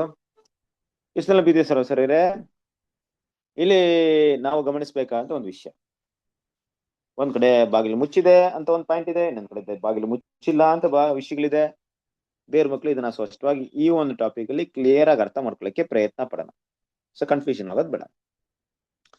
ಮತ್ತೆ ಸುವಾರ್ತೆ 25ನೇ ಅಧ್ಯಾಯದಲ್ಲಿ ಯಾವ್ದು ಬರುತ್ತೆ? ಬುದ್ಧಿವಂತ ಕಣ್ಣೀರು, ಬುದ್ಧಿ ಇಲ್ಲದ ಕಣ್ಣೀರು ವಿಷಯಗಳು ಬರ್ತಾ ಇದೆ. ಕರೆಕ್ಟ್ ಅಲ್ವಾ? ಅಲ್ಲೇನಾಗಿದೆ ಅಂದ್ರೆ ಬುದ್ಧಿವಂತ ಕಣ್ಣೀರು ಆ ಬಾಗಿಲು ಹೊಡೋದ್ಮೇಲೆ ನನ್ನ ವಾಯ್ಸ್ ಕೇಳಿಸ್ತಾ ಇದೆಯಾ? ಕೇಳಿಸ್ತಾ ಇದೆ ಓಕೆ. ಈ ಒಂದು 25ನೇ ಅಧ್ಯಾಯದಲ್ಲಿ ಬರೋ ರೀತಿಯಲ್ಲಿ ಬುದ್ಧಿವಂತ ಕಣ್ಣೀರು ಒಳಗಡೆ ಹೋದ್ಮೇಲೆ ಆ ಬಾಗಿಲು ಕ್ಲೋಸ್ ಆಗ್ಬಿಡ್ತು. ಅವಾಗ ಏನಾಗುತ್ತೆ? ಹೌದು, ಸಭೆ ಅಂತ್ಯಕ್ಕೆ ಬಂದ್ಬಿಡ್ತು, ಬಾಗಿಲು ಕ್ಲೋಸ್ ಆಯ್ತು. ಯಾವ ಬಾಗಿಲು ಕ್ಲೋಸ್ ಆಗಿದೆ, ಯಾವ ಬಾಗಿಲು ಕ್ಲೋಸ್ ಆಗಿಲ್ಲ ಅನ್ನೋದನ್ನ ದೇವ್ರ ಮಕ್ಕಳು ಸ್ಪಷ್ಟವಾಗಿ ಅರ್ಥ ಮಾಡ್ಕೊಬೇಕು. ಕ್ರಿಸ್ತನ ಸರಿದೆ, ಇಲ್ಲಿ ಕ್ಲೋಸ್ ಆಗಿರುವಂತ ಬಾಗಿಲು ಯಾವುದಪ್ಪ ಅಂದ್ರೆ ಆ ಕರೆ ಕ್ಲೋಸ್ ಆಗಿದೆ. ಕರೆಕ್ಟ್ ಅಲ್ವಾ? ಆ ಕಾಲಿಂಗ್ಸ್ ದೇವ್ರೇನ್ ಮಾಡ್ತಾ ಇಲ್ಲ, ಒಂದು ಇಡೀ ಲೋಕಕ್ಕೆ ಹೇಗೆ ಸುವಾರ್ತೆ ಹೋಗಿ ಎಲ್ರನ್ನ ಕರೆದ್ರೋ, ಆ ಒಂದು ಸುವಾರ್ತೆ ದೇವ್ರ ರಾಜ್ಯಕ್ಕೆ ಬನ್ರಿ ಅಂತ ಕರೆ ಕೊಟ್ರೋ, ಆ ರೀತಿಯಾದಂತ ಒಂದು ಕರೆ ಏನಿಲ್ಲ, ಅದು ಸಂಪೂರ್ಣ ಕ್ಲೋಸ್ ಆಗ್ಬಿಡ್ತು. ಆದ್ರೆ ನೋಡ್ರಿ, ವಾಕ್ಯಲ್ಲಿ ಯಾವ ರೀತಿ ಮಾತಾಡ್ತಿದೆ ಅಂದ್ರೆ, ಕರೆಯು ಮತ್ತು ಆಹ್ವಾನವು ಮುಂದುವರೆದು ನಿಂತು ಹೋಗಿದ್ದಾಗಿ ಬಾಗಿಲು ಅಥವಾ ಅವಕಾಶವು ಅಗತ್ಯವು ಮುಚ್ಚಿ ಹೋಗುವುದಿಲ್ಲ ಎಂದು ಪ್ರಕಟವಾಗಿದೆ. ಅಂದ್ರೆ ಆ ಕರೆ ಮುಕ್ತಾಯವಾಯ್ತು. ಮತ್ತೆ ಇನ್ನೊಂದು ವಿಷಯವನ್ನ ದೇವ್ರ ಮಕ್ಕಳು ಗಮನಿಸ್ಬೇಕು. ಹೋಗ್ತಾ ಹೋಗ್ತಾ ಏನಾಗ್ಬೋದು ಅಂದ್ರೆ, ಇದು ನಿಧಾನವಾಗಿ ದೇವರ ಸೇವೆ, ಅದಕ್ಕೆ ಆಸಕ್ತಿ ತೋರಿಸುವವರು, ಕೆಲಸ ಮಾಡುವವರು ಎಲ್ರು ಕೂಡ ಕಡಿಮೆ ಆಗ್ಬಿಡ್ತಾರೆ ಅಲ್ವಾ? ನಿಧಾನಗತಿಯಲ್ಲಿ ಅದು ಅಂತ್ಯಕ್ಕೆ ಬರುತ್ತೆ. ಆದ್ರೆ ಇಲ್ಲಿ ಏನಪ್ಪಾ ಅಂದ್ರೆ ಒಂದ್ ವಿಷಯ ದೇವ್ರ ಮಕ್ಕಳು ಗಮನದಲ್ಲಿಡ್ಬೇಕಾಗಿರೋದು, ದೇವ್ರು ಕರಿತಾ ಇಲ್ಲ, ಬಾಗಿಲು ಓಪನ್ ಆಗಿದೆ ಅಲ್ವಾ? ಯಾರೊಬ್ರು ಬರ್ತಾರೆ, ಬಂದೇನ್ ಮಾಡ್ತಾರೆ, ಆ ಒಂದು ಬಾಗಿಲಿನಲ್ಲಿ ಪ್ರವೇಶ ಮಾಡೋದಕ್ಕೆ ಏನಂತ ತಿಳ್ಕೊಳ್ಳಕ್ಕೆ ಪ್ರಯತ್ನ ಪಡ್ತಾರೆ. ಆ ಒಂದು ಪ್ರಯತ್ನ ಪಟ್ಟು ಇಲ್ಲವೇ ಆ ಸತ್ಯ ಏನಂತ ಅವ್ರಿಗೆ ಅರಿವಾದಾಗ ತಾವು ಕೂಡ ಇಕ್ಕಟ್ಟಾದ ದಾರಿಯಲ್ಲಿ ಹೋಗೋದಿಕ್ಕೆ ಮನಸ್ಸು ಮಾಡಿದೀವಿ ಅಂತ ಯೋಚನೆ ಮಾಡಿದಾದ್ರೆ ಅವ್ರು ಕೂಡ ಏನಾಗುತ್ತೆ, ಅವಕಾಶ ಸಿಗುತ್ತೆ, ಸತ್ಯ ತಿಳಿಸಲ್ಪಡುತ್ತೆ. ಯಾಕೆ ಈ ತರ ಆಗ್ತಾ ಇರೋದು? ಯಾವ ರೀತಿಯಲ್ಲಿ ಇದನ್ನ ನಾವು ಅರ್ಥ ಮಾಡ್ಕೊಳ್ಳೋದು ದೇವ್ರ ಮಕ್ಕಳು? ತುಂಬಾ ಮುಖ್ಯ. ಯಾವ ರೀತಿಯಲ್ಲಿ ಇದನ್ನ ಅರ್ಥ ಮಾಡ್ಕೊಳ್ಳೋಣ ಅಂತ ನೋಡ್ಬೇಕಾದ್ರೆ ಕ್ರಿಸ್ತನ ಸರಿಯೇ, ಫಾರ್ ಎಕ್ಸಾಂಪಲ್ 1,44,000 ಜನ, ಇದರಲ್ಲಿ 1,00,000 ಜನ ಕಂಪ್ಲೀಟ್ ಆಗಿದೆ ಅಂತ ಇಟ್ಕೊಳ್ಳಿ. ಇನ್ನ 44,000 ಜನ ಉಳಿದಿರ್ಬೇಕಾದ್ರೆ ಈಗ 44,000 ಜನರಿಗೂ ಕರೆ ಬಂದ್ಬಿಟ್ಟಿದೆ, ಅವರೆಲ್ಲರೂ ಒಳಗಡೆ ಹೊಟ್ಟೋದ್ರು, ಕರೆ ಕ್ಲೋಸ್. ಯಾಕಂದ್ರೆ 44,000 ಜನ ಏನಾಯ್ತು, ಬಂದ್ಬಿಟ್ಟಿದ್ದಾರೆ, ಕರೆ ಕ್ಲೋಸ್ ಆಗಿದೆ, ಮತ್ತೆ ಕರೆ ಕೊಡಕ್ಕೆ ಸಾಧ್ಯತೆ ಇಲ್ಲ. ಆದ್ರೆ ಒಳಗಡೆ ಹೋಗಿರೋಂತ ಅವರು ಪ್ರತಿಯೊಬ್ರು ಕೂಡ ಏನ್ ಮಾಡ್ಬೇಕಾಗಿದೆ ಅಂದ್ರೆ, ನೀತಿವಂತರಿಂದ ನಂಬಿಕಸ್ಥರಿಂದ ಕ್ರಿಸ್ತನ ಸಾರೂಪ್ಯಲ್ಲಿ ಬೆಳೆಸ್ಕೊಳ್ಳುವಂತ ಪ್ರೋಸೆಸ್ ಅಲ್ಲಿ ನಡಿಬೇಕು, ಮುಂದುವರಿಬೇಕು. ಹೋದವರು ಈ ಒಂದು ಗುಣಗಳಲ್ಲಿ ಮುಂದುವರಿಬೇಕು, ಈ ವಿಷಯಗಳನ್ನ ನಾವು ತೋರಿಸ್ಬೇಕು. ಹಾಗೆ ಹೋದವರು ಒಂದ್ ವೇಳೆ ಇದರಲ್ಲಿ 44,000 ಜನದಲ್ಲಿ ಒಂದು 4,000 ಜನ ಅದನ್ನ ತೋರಿಸದೇ ಇದ್ದಾಗ, ಈ 4,000ಕ್ಕೆ ಹೊಸದಾಗಿ ಯಾವ್ದಾದ್ರು ಆಯ್ಕೆ ಆಗ್ಬೇಕಲ್ವಾ? ಆ ಆಯ್ಕೆನೆ ಮುಂದುವರಿತಾ ಇದೆ. ಆ ಆಯ್ಕೆ, ಆ ಓಟವನ್ನ ಯಾರು ಓಡಿ ಮುಗಿಸದೇ ಇರ್ತಾರೋ, ಮಂದಗತಿಯಲ್ಲಿ ಇರ್ತಾರೋ, ಇಲ್ಲವೇ ಅದನ್ನ ಆ ಕ್ಯಾರೆಕ್ಟರ್ನ ತೋರಿಸದೇ ಇರ್ತಾರೋ, ಒಡಂಬಡಿಕೆ ಮಾಡ್ಕೊಳ್ತಾರೆ, ಆದ್ರೆ ಏನ್ ಮಾಡಲ್ಲ, ಮರಣದ ಪರ್ಯಂತ ನಂಬಿಕಸ್ಥರಾಗಿರಲ್ಲ. ಆ ರೀತಿ ಇದ್ದಾಗ ದೇವ್ರೇನ್ ಮಾಡ್ತಾರೆ, ಬೇರೆಯವ್ರನ್ನ ಸೆಲೆಕ್ಷನ್ ಮಾಡ್ತಾ ಇದ್ದಾರೆ ಅಲ್ವಾ? ಈ ಸೆಲೆಕ್ಷನ್ ಯಾವ ರೀತಿ ಇದೆ ಅಂದ್ರೆ, ಎಲ್ಲೋ ಅಲ್ಲೋ ಇಲ್ಲೋ ಯಾರೋ ಒಬ್ಬರಿಗೆ ಯಾವುದೇ ರೀತಿಯಲ್ಲಿ ಸತ್ಯ ಬಂದು ಅವ್ರನ್ನ ದೇವ್ರ ಆಯ್ಕೆ ಮಾಡಿ ಅವ್ರನ್ನ ಕರೆಯುವಂತ ಒಂದು ವಿಷಯ ಏನಾಗ್ತಿದೆ ಇಲ್ಲಿ ನಡೀತಾ ಇದೆ. ಆದ್ರೆ ದೇವರ ಒಂದು ಜನರಲ್ ಕಾಲ್ ಅಂದ್ರೆ, ಈ ಲೋಕಕ್ಕೆ ಸುವಾರ್ತೆ ಈ ಇಕ್ಕಟ್ಟಾದ ದಾರಿಯಲ್ಲಿ ಹೊರಡೆ ಪ್ರವೇಶಿಸ್ರಿ, ಪರಲೋಕಕ್ಕೆ ಎಲ್ರು ಬನ್ರಿ, ಪರಲೋಕ ರಾಜ್ಯ ಸಮೀಪವಾಗಿದೆ ಅಂತ ಕರೆ ಇದೆಯಲ್ಲ, ಆ ಒಂದು ಆಹ್ವಾನ ದೇವ್ರೇನ್ ಮಾಡಿಲ್ಲ, ಮಾಡ್ತಾ ಇಲ್ಲ. ಯಾರು ಕೂಡ ಅದನ್ನ ಅಷ್ಟು ದೊಡ್ಡಾಗಿ ವಿಶೇಷವಾಗಿ ಕರೆಗೆ ಯಾರನ್ನೂ ಕರೀತಾ ಇಲ್ಲ. ಆದ್ರೆ ಒಂದ್ ವೇಳೆ ಹೀಗೆ ಅಂತ ಇಟ್ಕೊಳ್ಳಿ, ಈಗ 4,000 ಜನನ ದೇವ್ರು ಕರೆದಾದ್ಮೇಲೆ 4,000 ಜನನು ಯಾವಾಗ ಓಟ ಓಡಿ ಮುಗಿಸ್ತಾರೋ, 44,000 ಜನರಿ 44,000 ಜನ ಕೂಡ ಕಂಪ್ಲೀಟ್ ಆಗಿ ಓಟ ಓಡಿ ಮುಗಿಸ್ತಾರೋ, ಆಗ ದೇವ್ರೇನ್ ಮಾಡ್ತಾರೆ ಅಂದ್ರೆ ಈ ಕರೆ ಮತ್ತೆ ಪ್ರತಿಯೊಂದನ್ನು ಕೂಡ ಏನ್ ಮಾಡ್ತಾರೆ, ಅಲ್ಲಿ ಸ್ಟಾಪ್ ಮಾಡ್ತಾರೆ. ಸ್ಟಾಪ್ ಮಾಡೋದಂದ್ರೆ ಏನು? ಸ್ಟಾಪ್ ಮಾಡೋದಂದ್ರೆ ಸಿಂಪಲ್ ಕ್ರಿಸ್ತನ ಪ್ರೀತಿಯ ಒಬ್ಬರನ್ನ ಕರೆಯೋಕೆ ಹೋಗಲ್ಲ ದೇವರು. ಓಟ ಓಡೋದು ಸೆಕೆಂಡ್ರಿ, ಆ ಕರೆನೇ ಕೊಡಲ್ಲ ಅವರಿಗೆ. ನಿಮ್ಮನ್ನ ಯಜ್ಞವಾಗಿ ಸಮರ್ಪಣೆ ಮಾಡುವಂತ ಕರೆನೇ ಕೊಡಲ್ಲ. ಆ ಕರೆನೇ ಇಲ್ಲ ಅಂದ್ಮೇಲೆ ಯಾರು ಏನ್ ಮಾಡಲ್ಲ, ಆ ಓಟವನ್ನು ಓಡಿ ಮುಗಿಸಲ್ಲ. ಇವಾಗ ನಿಮ್ಗೊಂದು ಪ್ರಶ್ನೆ ಬರ್ಬೋದು, ಬ್ರದರ್ ಈಗ ನೀವು ಕರೆ ಮುಕ್ತಾಯವಾಯ್ತು ಅಂತ ಹೇಳ್ತಾ ಇದ್ದೀರಾ, ಕರೆ ಆಯ್ತು, ದೇವ್ರು ಯಾರನ್ನು ಕರೀತಾ ಇಲ್ಲ, ಮತ್ತೆ ಈಗ ಉಳಿದಿರೋರು ಕೆಲವರಿಗೆ ಯಾರು ಓಡ್ತಾ ಇರ್ತಾರೋ ಅವ್ರಿಗೂ ಕರೆ ಹೋಗ್ಬೇಕಲ್ವಾ, ಕರೆ ಇಲ್ದವ್ರು ಹೆಂಗ್ ಹೋಗ್ತಾರೆ ಅಂತ ನಿಮ್ಗೊಂದು ಪ್ರಶ್ನೆ ಬರ್ಬೋದು. ಅದಕ್ಕೆ ಬ್ರದರ್ ಏನ್ ಮಾಡಿದ್ರು ಅಂದ್ರೆ ಇಲ್ಲಿ 2 ವಿಷಯವನ್ನ ಡಿಫ್ರೆಂಟ್ ಮಾಡಿದ್ದಾರೆ. ಒಂದು ಜನರಲ್ ಕಾಲ್, ಅಂದ್ರೆ ಎಲ್ಲರಿಗೂ ಸುವಾರ್ತೆ ಸಾರೋದಕ್ಕೂ ಅದೊಂದು ಭಾಗ, ಅದು 1881 ಮುಕ್ತಾಯವಾಯ್ತು. ಎಲ್ಲರೂ ಬನ್ರಿ ಅಂತ ಕರೆಯುವಂತ ಒಂದು ಅವಕಾಶ. ಈಗ ಮದ್ವೆ ಮನೆಯಲ್ಲಿ ಹೋಗಿದಂತ ಹಾಲನ್ನ ತಗೊಳ್ಳೋಣ, ಎಲ್ಲ ಬೀದಿ ಬದಿಯಲ್ಲಿ ಹೋಗಿ ಎಲ್ಲರನ್ನು ಕರ್ಕೊಂಬಂದ್ರು. ಅಲ್ಲಿ ಎಲ್ಲರನ್ನು ಕರ್ಕೊಂಬಂದು ಮದ್ವೆಗೆ ಕರ್ಕೊಂಬಂದ್ರು, ಮದುವೆ ವಸ್ತ್ರವನ್ನು ಕೊಟ್ರು. ಅದರಲ್ಲಿ ಒಂದು ವ್ಯಕ್ತಿ ಮದುವೆ ವಸ್ತ್ರನ ಸರಿಯಾಗಿ ಹಾಕೊಂಡಿಲ್ಲ, ಅವನ ಕತ್ತಲೆಗೆ ಹಾಕಿದ್ರು. ಈಗ ಅವನ ಪ್ಲೇಸ್ ಅಲ್ಲಿ ಯಾರಾದ್ರೂ ಬರ್ಬೇಕಲ್ವಾ, ಅದು ಮಾತ್ರ ನಡೀತಾರೆ. ಅದು ಅಂತ ವ್ಯಕ್ತಿನ ಕರಿಬೇಕೀಗ. ಇನ್ನೊಂದು ವ್ಯಕ್ತಿ ಕರಿಯನ ಅಂತ ಸರಸರೇ ಈ ಪ್ರೋಸೆಸ್ ನಡೀತಿದೀವಿ ಹೊರತು ಆ ಒಂದು ಮದುವೆಗೋಸ್ಕರ ಬರ್ದೇ ಇದ್ದವರಿದ್ದಾಗ ಹಳ್ಳಿ ಬದಿಯಲ್ಲಿ ಹಳ್ಳಿಯಲ್ಲಿ ಇರುವಂತ ಜನರನ್ನೆಲ್ಲ ಕರೆದು ನೋಡಿ, ಆ ಕರೆ ಜನರಲ್ ಕಾಲ್ ಇತ್ತಲ್ಲ ನೋಡ್ರಿ, ಆ ಕಾಲ್ ಆ ರೀತಿ ಕರೆ ಹೋಗಿ ಎಲ್ರು ಮದುವೆಗೆ ಬನ್ನಿ ಅಂತ ಆ ತರ ಕರೆ ಇಲ್ಲ. ಇಲ್ಲಿ ಯಾರು ಬಂದು ಅದನ್ನ ಕರೆಕ್ಟ್ ಆಗಿ ಮಾಡಿಲ್ವೋ ಅದಕ್ಕೆ ಬದಲಾಗಿ ಕೊಡುವಂತ ಆ ಕರೆ ನಡೀತಾ ಇದೆ. ಸೊ ಅದನ್ನ ಕನ್ಫ್ಯೂಷನ್ ಮಾಡ್ಕೊಳಕ್ ಹೋಗ್ಬೇಡ್ರಿ, ನಿಮಗೂ ನಮಗೂ ಸಿಗ್ತಾ ಇರೋಂಥದ್ದು ಅದೇ ಕರೆ ಅಲ್ವಾ. ನೋಡ್ರಿ, ಮೊದಲ ರೀತಿಯಲ್ಲಿ ಮಿಷನರೀಸ್ ಎಲ್ಲ ಹೋಗಿ ಇವತ್ತು ಸುವಾರ್ತೆನ ಸಾರಿ ಜನರನ್ನ ಇದ್ ಮಾಡಿ, ನೀವು ಒಂದು ಎಕ್ಸಾಂಪಲ್ ತಗೊಳ್ರಿ, ನಮ್ಮ ಇಸ್ರೇಲ್ ದೇಶದಲ್ಲಿ ಯೇಸು ಕ್ರಿಸ್ತನ ಬೋಧನೆ ಆರಂಭವಾಗಿ ಇವತ್ತು ಯುರೋಪ್ ಕಂಟ್ರಿ ಎಲ್ಲ ಕ್ರಿಶ್ಚಿಯಾನಿಟಿ ಆಗ್ಬಿಟ್ಟಿದೆ. ಹೇಗಾಯ್ತು ಅಂದ್ರೆ ಸುವಾರ್ತೆ ಅಷ್ಟ್ರ ಮಟ್ಟಿಗೆ ಸಾರಲ್ಪಡ್ತು. ಆತರ ಇವತ್ತು ಸಾರಲ್ಪಡ್ತಿದ್ಯಾ? ನಾವು ನಿಜವಾದ ಸತ್ಯ, ಈ ಸತ್ಯ ಆ ರೀತಿ ಸಾರಲ್ಪಡ್ತಿದ್ಯಾ ಅಂದ್ರೆ ಅದು ತುಂಬಾನೇ ಕಡಿಮೆ ಅಲ್ವಾ. ಆಗಿರೋದ್ರಿಂದ ಯಾರ ಅವಕಾಶನ ಮಿಸ್ ಮಾಡ್ಕೊಂಡಿದಾರೋ ಅವ್ರಿಗೋಸ್ಕರ ಮಾತ್ರ ಆ ಒಂದು ಕರೆ ಇದೆ ಅನ್ನೋ ವಿಷಯವನ್ನ ಇಲ್ಲಿ ಸಹೋದರ ಹೇಳ್ತಾ ಇದ್ದಾರೆ. ಓಕೆನಾ, ಕಂಟಿನ್ಯೂ ಮಾಡೋಣ.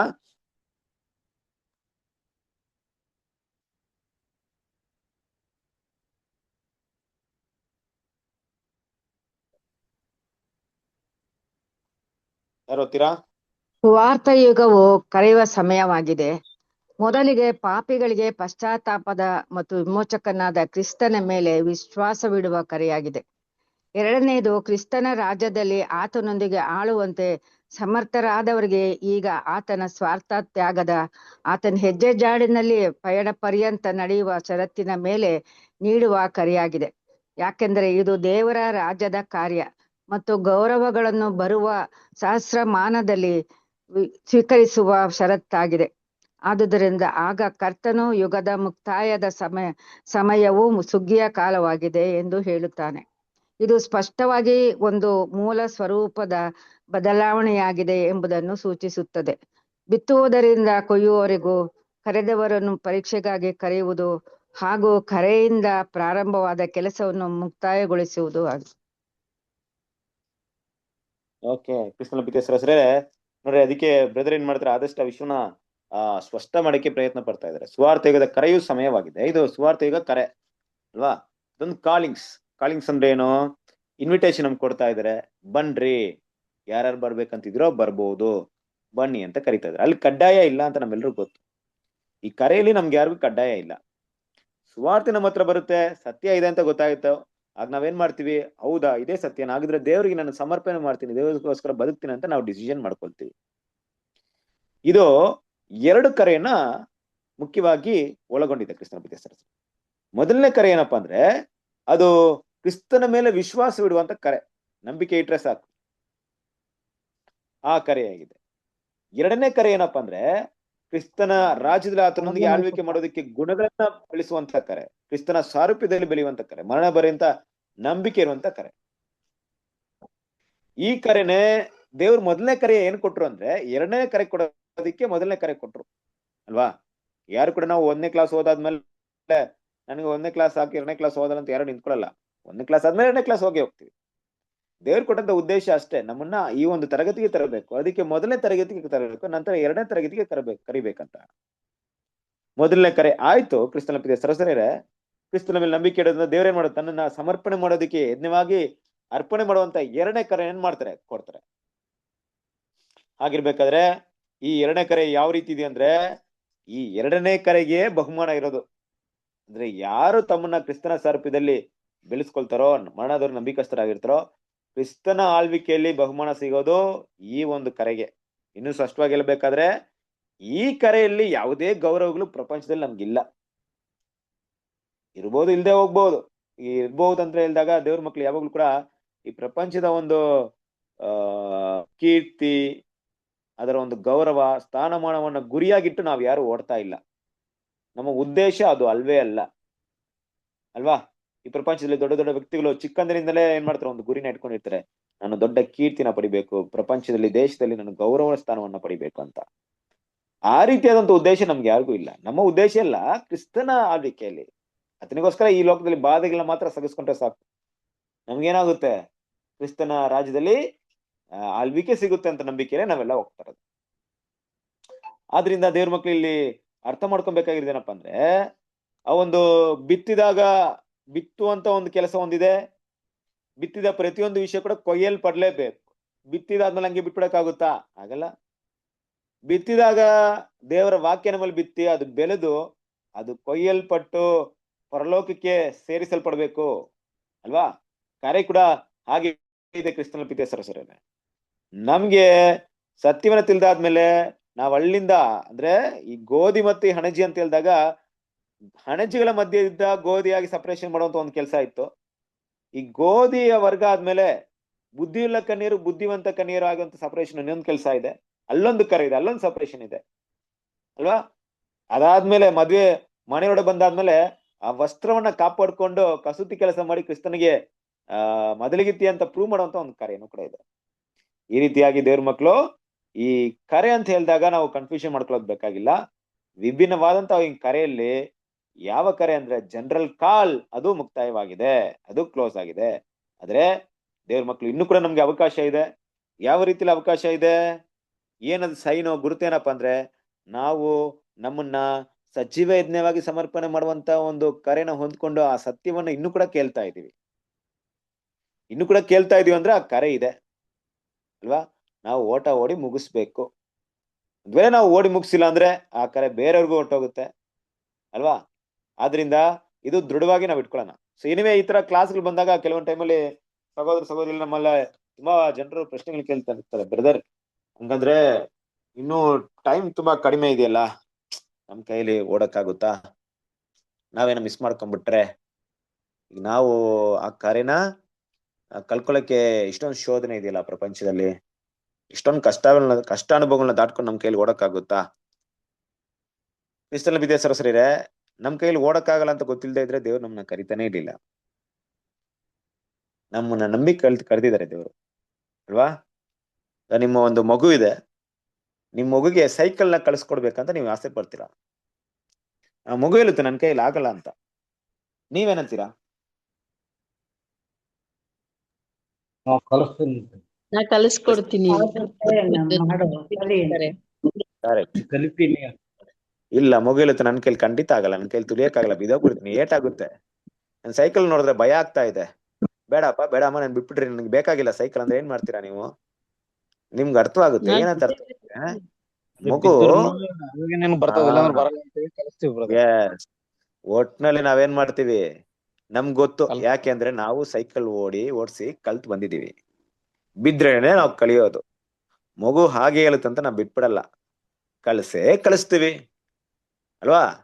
ಅದಕ್ಕೆ ಧೈರ್ಯವನ್ನ ತುಂಬಿಸ್ತೀವಿ. ದೇವ್ರ ವಾಕ್ಯನು ಹಾಗೆ ಇದೆ. ಕ್ರಿಸ್ತನ ಪ್ರೀತಿಯ ಸಹೋದರರೇ, ಇದೆಲ್ಲ ನೋಡಿದಾಗ ನಮ್ಗೆ ಈ ಸೈಕಲ್ ತುಳಿಯೋದು ಕಷ್ಟ ಅನ್ಸ್ಬಿಡುತ್ತೋ ಆ ರೀತಿ ಭಾವನೆ ಆಗೋದ್ ಬೇಡ. ದೇವ್ರು ಕರೆದಿದ್ದಾರೆ, ಕಳಿಸ್ತಾ ಇದಾರೆ, ಕಳಿಸ್ಕೊಡ್ತಾರೆ. ದೇವ್ರ ಮಕ್ಳು ಏನ್ ಮಾಡ್ಬೇಕು, ಬೇಡ ಅಂದ್ರೆ ದೇವ್ರು ಬಿಡಂಗಿಲ್ಲ. ಹಾಗನ್ಬಿಟ್ಟು ನಾವೇನ್ ಮಾಡಂಗಿಲ್ಲ, ಕುತ್ಕೊಂಡ್ಬಿಟ್ಟು ಅಲ್ವಾ. ನಾವು ಬೇರೆ ತರ ಒಂದು ಮಕ್ಳು ಏನ್ ಮಾಡ್ತಾರೆ ಕೆಲವೊಂದು ಟೈಮಲ್ಲಿ ಬೇಡ ಅನ್ನೋ ವಿಷಯಕ್ಕೆ ಎಂತೆಲ್ಲ ಡಿಸಿಷನ್ ತಗೊಳ್ತಾರ ಗೊತ್ತಾ. ಈಗಿನ ಕಾಲದ ಮಕ್ಳು ತುಂಬಾ ಇದು, ಅವರು ಒಂದ್ ವಿಷಯ ಇಡ್ಸಿಲ್ಲ ಅಂದ್ರೆ ನಮ್ಮ ಹತ್ರ ಮಾಡೋಂತ ನಾಟಕಗಳೆಲ್ಲ ಇದೆ ನೋಡ್ರಿ, ಅದನ್ನ ಕಂಡಿಡಿ ತುಂಬಾನೇ ಕಷ್ಟ. ಆ ತರ ಇರುತ್ತೆ ಅಲ್ವಾ.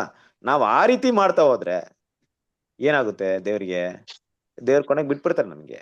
ನಾವ್ ಹಂಗಲ್ಲ, ನಂಬಿ ದೇವ್ರನ್ನ ನಂಬಿ ಹೋಗೋಣ. ನಮ್ಮನ್ನ ಕರೆದಿರೋಂಥ ದೇವ್ರು ನಂಬಿಕೆ ಉಳ್ಳವರು. ನಮ್ಮನ್ನ ಸುಮ್ನೆ ಕರೆದ್ಬಿಟ್ಟು ಆಸೆ ತೋರ್ಸಿ ಮೋಸ ಮಾಡೋದಕ್ಕೆ ಕರೀಲಿಲ್ಲ. ಕರೆದಾದ್ಮೇಲೆ ಯಾರನ್ನ ದೇವ್ರು ಕರೆದಾರ ಅವ್ರನ್ನ ನೀತಿವಂತರಾಗಿ ಕರೆದಿದ್ದಾರೆ, ಅವ್ರನ್ನ ಪರಿಶುದ್ಧರಾಗಿ ಮಾಡ್ತಾರೆ, ಅವ್ರನ್ನ ಮಹಿಮೆಯನ್ನು ಪಡಿಸ್ತಾರೆ. ಆ ನಂಬಿಕೆನ ದೇವ್ರ ಮಕ್ಳು ಬೆಳೆಸ್ಕೊಳ್ಳೋಣ. ಹಾಗಾಗಿ ಇದೆಲ್ಲ ನಮ್ಗೆ ಏನಪ್ಪಾ ಅಂದ್ರೆ, ಈ ವಿಷಯ ಏನಪ್ಪಾ ಅಂದ್ರೆ ಒಂದು ಮುನ್ನೆಚ್ಚರಿಕೆಯಾಗಿ ಹೇಳಲ್ಪಡ್ತಾ ಇರೋದು. ಇದನ್ನೇ ಮೈಂಡ್ ಇಟ್ಕೊಂಡು ಈ ಟೈಮು 18 ಓನಲ್ಲಿ ಮುಗೀತಪ್ಪ, ಮಿಸ್ ಮಾಡಿರೋ ಒಂದು ಅವಕಾಶ ನನ್ ಸಿಕ್ಬಿಟ್ಟಿದೆ, ದೇವ್ರು ಹೇಳ್ತಾರದು ಅದೆಲ್ಲ ನಿನ್ಗೇನಕ್ಕೆ, ನನ್ ಇನ್ಫಾರ್ಮೇಶನ್ ಅಷ್ಟೇ, ಬಟ್ ನಿನ್ನ ಕೆಲ್ಸವನ್ನ ಮಾಡ್ತಾ ಹೋಗ ಅಷ್ಟೇ. ಯಾರಿಗೇನಾದ್ರೂ ನಿಮ್ಗೇನಂತೆ, ನಿಮ್ಗೇನ್ ಕೊಟ್ಟಿದೀವಿ ಆ ಕೆಲ್ಸವನ್ನ ಮಾಡ್ರಿ.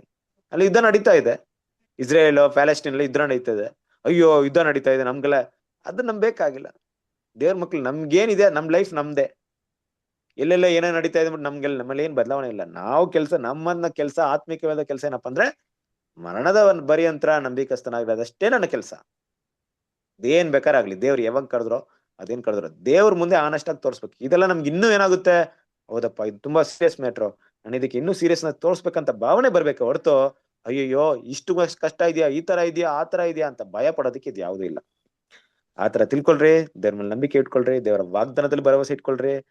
ನಮ್ಮನ್ನ ಕರೆದಿರುವಂತ ತಂದೆ ಸರ್ವ ಸೃಷ್ಟಿಗಳಿಗೂ ಉನ್ನತವಾದಂತವಾದವರು, ಎಲ್ಲಾ ಸೃಷ್ಟಿ ಮಾಡಿದಂತವರು, ನಮ್ಮ ಹೃದಯಗಳನ್ನ ಅಂತರ್ಗಳನ್ನ ಅರಿತವರು, ನಮ್ಮನ್ನ ಬಲ್ಲವರು, ನಮ್ಮನ್ನ ಕೈ ಬಿಡದೆ ನಡೆಸೋಕೆ ಶಕ್ತರಾಗಿರ್ತಾರೆ. ಅದರಿಂದ ದೇವ್ರ ಮಕ್ಕಳು ನಾವು ಇನ್ನೂ ಹೆಚ್ಚಾಗಿ ಆ ಒಂದು ಕರೆಯನ್ನ, ನಮ್ಮ ಮುಂದೆ ಇಟ್ಟಿರುವಂತ ಮಹಾಪದವಿಯನ್ನ ದೃಷ್ಟಿಸಿ ನೋಡಿ ಓಟ ಹೊಡೆದು ಮುಗಿಸ್ಕೆ ದೇವ್ರು ನಮ್ಗೆ ಸಹಾಯ ಮಾಡ್ಲಿ. ದೇವ್ರ ಈ ಪಾಠವನ್ನ ಆಶೀರ್ವದಿಸಲಿ. Thank you brother. ನೋಡಿ, ಇನ್ನು ಕೆಲವೊಂದು ಟಾಪಿಕ್ ಎಲ್ಲ ಇತ್ತು, ತುಂಬಾ ಚೆನ್ನಾಗಿತ್ತು ನೋಡಿ. ಕೆಲವೊಂದು ಎಕ್ಸ್ಪ್ಲನೇಷನ್ಗೋಸ್ಕರ ಅದು ಟೈಮ್ ತಗೊಂಡ್ಬಿಡ್ತು. ಇಲ್ಲಿ ನೆಕ್ಸ್ಟ್ ಟೈಮ್ ನೋಡೋಣ. ದೇವ್ರು ನಿಮ್ಮನ್ನ ಆಶೀರ್ವದಿಸಲಿ. ಇವತ್ತಿನ ರಾತ್ರಿ ಗೀತೆನ ಓದ್ತೀರಾ? ಓದ್ಲಾ ಬ್ರದರ್? ಓದಿ. ಜುಲೈ 1 ರಾತ್ರಿಯ ಗೀತೆಗಳು. ಇಸಾಕನು ಸಾಯಂಕಾಲ ಹೊಲದಲ್ಲಿ ಧ್ಯಾನ ಪ್ರಾರ್ಥನೆ ಮಾಡುವುದಕ್ಕೆ ಹೋದಾಗ. ಆದಿಕಾಂಡ 24ನೇ ಅಧ್ಯಾಯ 63ನೇ ವಚನ.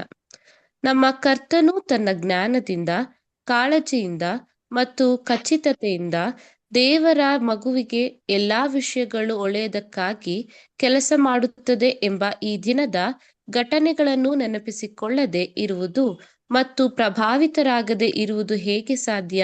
ಅಂಥವನ್ನು ದಿನವಿಡೀ ದೇವರ ಶಕ್ತಿ ಮತ್ತು ವಾಗ್ದಾನಗಳಲ್ಲಿ ಅವಲಂಬಿತವಾದ ಮೇಲೆ ಅವನು ಹೃದಯದಲ್ಲಿ ಕೃತಜ್ಞತೆ ಇಲ್ಲದೆ ವಿಶ್ರಾಂತಿಗೆ ತೆರಳಲು ನಿದ್ರಿಸಲು ಹೇಗೆ ಸಾಧ್ಯ?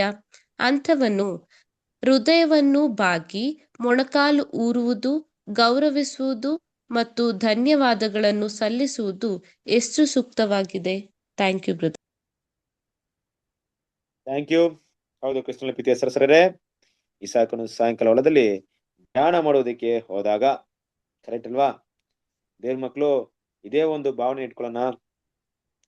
ದೇವರು ಸತ್ಯ ವಿಷಯಗಳನ್ನ ಅರ್ಥ ಮಾಡ್ಕೊಳ್ಳಕ್ಕೆ ಅಲ್ವಾ, ಅದನ್ನ ಆದಷ್ಟು ತಿಳ್ಕೊಳ್ಳಕ್ಕೆ, ದೇವ್ರಿಗೆ ಯಾವಾಗ ನಾವು ಕೃತಜ್ಞತೆ ಸಲ್ಲಿಸ್ಬೇಕು, ಯಾವಾಗ ದೇವ್ರ ಸನ್ನಿಧಿಯಲ್ಲಿ ಇರ್ಬೇಕು, ದೇವ್ರ ಜೊತೆಗೆ ಹೇಗ್ ಕಳಿಬೇಕು, ದೇವ್ರ ವಾಗ್ದಾನಗಳನ್ನ ಹೆಂಗ್ ಅರ್ಥ ಮಾಡ್ಕೊಂಡು ನೋಡಿ. ನಾವು ಅದನ್ನ ಇವತ್ತು ಇಷ್ಟು ಆ ಪಾಯಿಂಟ್ ತುಂಬಾ ಚಿಕ್ಕದಾಗಿದೆ, ಅದಕ್ಕೆ ಹೇಳ್ತಾ ನಮ್ಮ ಕರ್ತನು ತನ್ನ ಜ್ಞಾನದಿಂದ, ಕಾಳಜಿಯಿಂದ ಮತ್ತು ಖಚಿತತೆಯಿಂದ ದೇವರ ಮಗುವಿಗೆ ಎಲ್ಲಾ ವಿಷಯಗಳು ಒಳ್ಳೆಯದಕ್ಕಾಗಿ ಕೆಲಸ ಮಾಡುತ್ತದೆ ಎಂಬ ಈ ದಿನದ ಘಟನೆಗಳು ನೆನಪಿಸಿಕೊಳ್ಳದೆ ಇರುವುದು ಮತ್ತು ಪ್ರಭಾವಿತರಾಗದೆ ಇರುವುದು ಹೇಗೆ ಸಾಧ್ಯ? ದೇವ್ರ ಮಕ್ಳು ಯಾವಾಗ್ಲೂ ತಿಳ್ಕೊಬೇಕು, ದೇವ್ರು ನಮ್ಗೆ ಒಳ್ಳೇದೇ ಮಾಡ್ತಾ ಇದಾರೆ, ಕಡ್ದಿರೋದ್ ನಮ್ಮ ಮೇಲೆ ಪ್ರೀತಿ ಇಟ್ಟಿದ್ದಾರೆ. ನಾವು ಕೂಡ ಒಂದು ವಿಷಯನ ತಿಳ್ಕೊಳ್ಳೋಣ. ಕ್ರಿಸ್ತನ ಪ್ರೀತಿಯ ಸಹೋದರರೇ, ನಮ್ ತಂದೆ ನಮ್ಮ ಮೇಲೆ ಇಷ್ಟೊಂದು ನಂಬಿಕೆ ಇಟ್ಟು ಕರೆದ್ಮೇಲೆ ನಮ್ ತಂದೆಗೆ ನಂಬಿಕೆನ ಕಾಪಾಡ್ಕೊಳಕ್ಕೆ ನಾನು ಏನ್ ಬೇಕಾದ್ರೂ ತ್ಯಾಗ ಮಾಡಕ್ ರೆಡಿ ಇರೋಣ ಅಂತ ಭಾವನೆನ ಇಟ್ಕೊಳ್ಳೋಣ. ಅದು ದೇವ್ರು ತುಂಬಾ ಇಷ್ಟವಾಗುತ್ತೆ, ಆ ಹೃದಯದ ಭಾವನೆ ಆ ರೀತಿ ಇರೋದು. ದೇವ್ರಿಗೆ ಥ್ಯಾಂಕ್ಸ್ ಹೇಳೋಣ ಅಲ್ವಾ? ನಮ್ಮ ದೇವರಿಗೆ ಯಾವ ರೀತಿ ಥ್ಯಾಂಕ್ಸ್ ಹೇಳ್ಬೇಕಂದ್ರೆ, ಹೃದಯದಿಂದ ಧನ್ಯವಾದಗಳು ಹೇಳಕ್ಕೆ ನಾವ್ ಯಾವಾಗ್ಲೂ ಇಷ್ಟಪಟ್ರೆ ಆ ಥ್ಯಾಂಕ್ಫುಲ್ ನಮ್ಮನ್ನ ದೇವರ ಗುಣಲಕ್ಷಣಗಳಿಗೆ ಕರ್ಕೊಂಡು ಹೋಗ್ತಾ ಇರುತ್ತೆ. ಸರಿಯಾಗಿ ಅರ್ಥ ಮಾಡ್ಕೊಳ್ರಿ ಆ ಪಾಯಿಂಟ್. ನಾವು ಒಂದೊಂದು ಪಾಯಿಂಟ್ ಮಾತ್ರ ಹೇಳ್ತೀನಿ ಅಷ್ಟೇ, ಜಾಸ್ತಿ ಇಲ್ಲ. ಕ್ರಿಸ್ತನ ಪ್ರೀತಿಯ ಸಹೋದರರೇ, ದೇವರಿಗೆ ನಾವು ಕೊಡುವಂತ ಥ್ಯಾಂಕ್ಫುಲ್ ನಮ್ಮ ಹೃದಯದಿಂದ ಬರ್ಬೇಕಾದ್ರೆ ನಮ್ಮ ಕೃತಜ್ಞತೆಗಳು ನಮ್ಮ ಮೈಂಡಿಂದ ಅದು ಅಳಿಸೋಗಲ್ಲ. ಅಂದ್ರೆ ಒಬ್ರು ಮಾಡಿದಂತ ಉಪಕಾರನ ನಾವು ನೆನೆಸ್ಕೊಂಡು ನೆನೆಸೋರಾಗಿರ್ತೀವಿ ಅಂದ್ರೆ, ಅವ್ರಿಗೋಸ್ಕರ ಪ್ರತಿ ಉಪಕಾರ ಮಾಡದೆ ನಾವು ನಿದ್ರೆ ಮಾಡಕ್ಕಾಗಲ್ಲ. ಅರ್ಥ ಮಾಡ್ಕೊಳ್ಳಿ, ದೇವ್ರ ಮಕ್ಕಳ ಗುಣ ಇದು. ದೇವ್ರು ನನ್ಗೆ ಇಷ್ಟು ದೊಡ್ಡ ಕರೆ ಕೊಟ್ಟು ಇಷ್ಟು ದೊಡ್ಡ ತ್ಯಾಗ ಮಾಡಿ ನಮ್ಗೋಸ್ಕರ ಇಷ್ಟೊಂದು ಒಳ್ಳೆ ಕೆಲಸ ಮಾಡಿದಾರೆ ಅಂದ್ಮೇಲೆ ಅದಕ್ಕೆ ಪ್ರತಿಯಾಗಿ ದೇವ್ರಿಗೋಸ್ಕರ ಏನಾದ್ರು ಮಾಡ್ಬೇಕು ಅನ್ನೋದು ಒಂದು ವಿಷಯದಲ್ಲಿ ನಾವು ಯಾವಾಗ್ಲೂ ಅದ್ರಲ್ಲಿ ಮಾಡದೆ ನಮ್ಗೆ ತೃಪ್ತಿ ಆಗೋದೇ ಇಲ್ಲ. ಅದು ದೇವರ ಮಕ್ಕಳ ಗುಣ, ಅದನ್ನ ಇಟ್ಕೊಳ್ಳೋಣ, ಹಾಗೆ ನಾವು ಮಾಡೋಣ. ದೇವ್ರು ನಮ್ಮನ್ನು ಆಶೀರ್ವದಿಸಲಿ. ಕೊನೆಯದಾಗಿ ನಾವು ಪ್ರಾರ್ಥನೆ ಮಾಡಿ ಈ ಕೂಟವನ್ನು ಅಂತ್ಯ ಮಾಡೋಣ. ಸರಿದೆ. ಬಸವರಾಜ್ ಬ್ರದರ್ ಪ್ರಾರ್ಥನೆ ಮಾಡ್ತೀರಾ?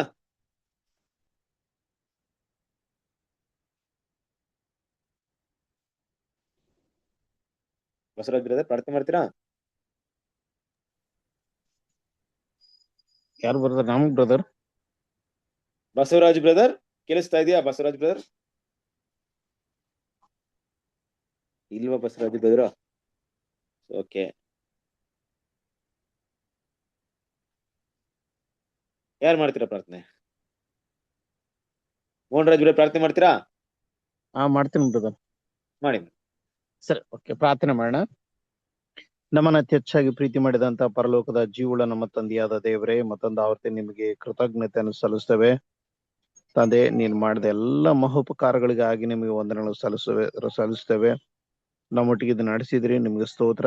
ನಮಗೆ ಬೇಕಾದೆಲ್ಲ ಅವಶ್ಯಕತೆಗಳನ್ನು ಪೂರೈಸ್ತಾ ಬಂದಿದ್ರಿ, ನಿಮ್ಗೆ ಸ್ತೋತ್ರ ಮಾಡ್ತೇವೆ. ವಿಶೇಷವಾಗಿ ಅದಕ್ಕಿಂತಲೂ ಮಿಗಿಲಾಗಿ ಲೋಕದಲ್ಲಿ ನಿನ್ನ ವಾಕ್ಯಗಳನ್ನು ಕೊಟ್ಟು ನಮ್ಮನ್ನು ಪೋಷಿಸಿರುವುದಕ್ಕಾಗಿ ಸ್ತೋತ್ರ.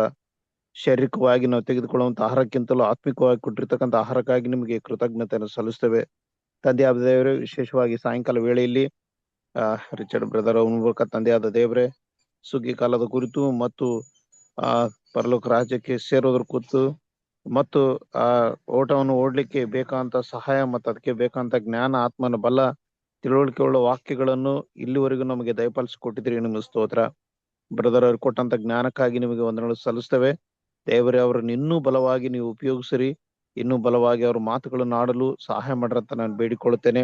ಜ್ಞಾನದಿಂದ ಅವರನ್ನು ತುಂಬಿಸಿರಿ, ವಾಕ್ಯದ ಬಲದಿಂದ ಅವರನ್ನು ತುಂಬಿಸ್ಬೇಕಂತ ಬೇಡಿಕೊಳ್ಳುತ್ತೇನೆ.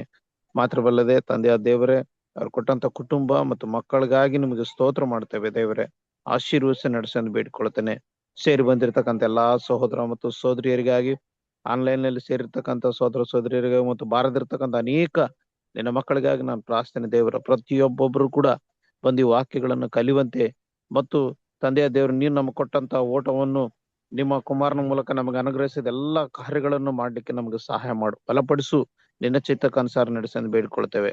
ತಂದೆ, ಈ ರಾತ್ರಿ ಸುಖಕರ ನಿದ್ರೆಯಲ್ಲಿ ನಮ್ಮ ನಡೆಸು, ನಾಳಿನ ಒಂದು ಹೊಸ ದಿನವನ್ನು ನೋಡುವಂತ ಭಾಗ್ಯ ನಮ್ಮೆಲ್ಲರಿಗೆ ದಯಪಾಲಿಸಿಕೊಟ್ಟು ಮತ್ತೊಂದು ಆರತಿ ನಿನ್ನ ಚಿತ್ತಕ್ಕನುಸಾರ ನಡೆಸಬೇಕೆಂದು ನಿನ್ನ ಒಬ್ಬನೇ ಕುಮಾರನು ನಮ್ಮ ರಕ್ಷಕನು ನಮ್ಮ ಒಡೆಯನಾದ ಯೇಸು ಕ್ರಿಸ್ತನ ನಾಮದಲ್ಲಿ ಪ್ರಾರ್ಥಿಸಿ ಬೇಡಿ ಹೊಂದಿದ್ದೇವೆ, ನಮ್ಮ ಪರಲೋಕದ ಜೀವುಳ ನಮ್ಮ ತಂದೆಯಾದ ದೇವರೇ. Amen. Thank you brother. Thank you brother. Thank you brother. ಎಲ್ಲರಿಗೂ ಗುಡ್ ನೈಟ್. ನಮಸ್ತೆ. ನಮಸ್ತೆ ಬ್ರದರ್. ನಮಸ್ತೆ ಬ್ರದರ್. ನಮಸ್ತೆ ಎಲ್ಲಾ ಸಹೋದರ ನಮಸ್ತೆ ಬ್ರದರ್. ಎಲ್ಲ ನಮಸ್ತೆ. Thank you brother. ಎಲ್ಲ ಬ್ರದರ್ಸ್ ನಮಸ್ತೆ. ನಮಸ್ತೆ. ಬಸವರಾಜ್ ಬ್ರದರ್ ಅವರೇ ಬಸವರಾಜ್ ಬ್ರದರ್ ಇದ್ರಾ? ನಮಸ್ತೆ ಬ್ರದರ್. Okay, thank you. ಎಲ್ಲಾ ಬ್ರದರ್ ಸಿಸ್ಟರ್ ಎಲ್ಲರಿಗೂ good night. Good night. Good night. Good night. Thank you. Bye bye. Night. ನಮಸ್ತೆ ಬ್ರದರ್ ಅಂಡ್ ಸಿಸ್ಟರ್ಸ್. ನಮಸ್ತೆ ಸಿಸ್ಟರ್. ನಮಸ್ತೆ ನಮಸ್ತೆ ಬ್ರದರ್. ನಮಸ್ತೆ ಅಪ್ಪ. ಗುಡ್ ನೈಟ್ ಎಲ್ಲರಿಗೂ. Bye bye. ನಮಸ್ತೆ. Bye bye. ಗುಡ್ ನೈಟ್. ಸರಿ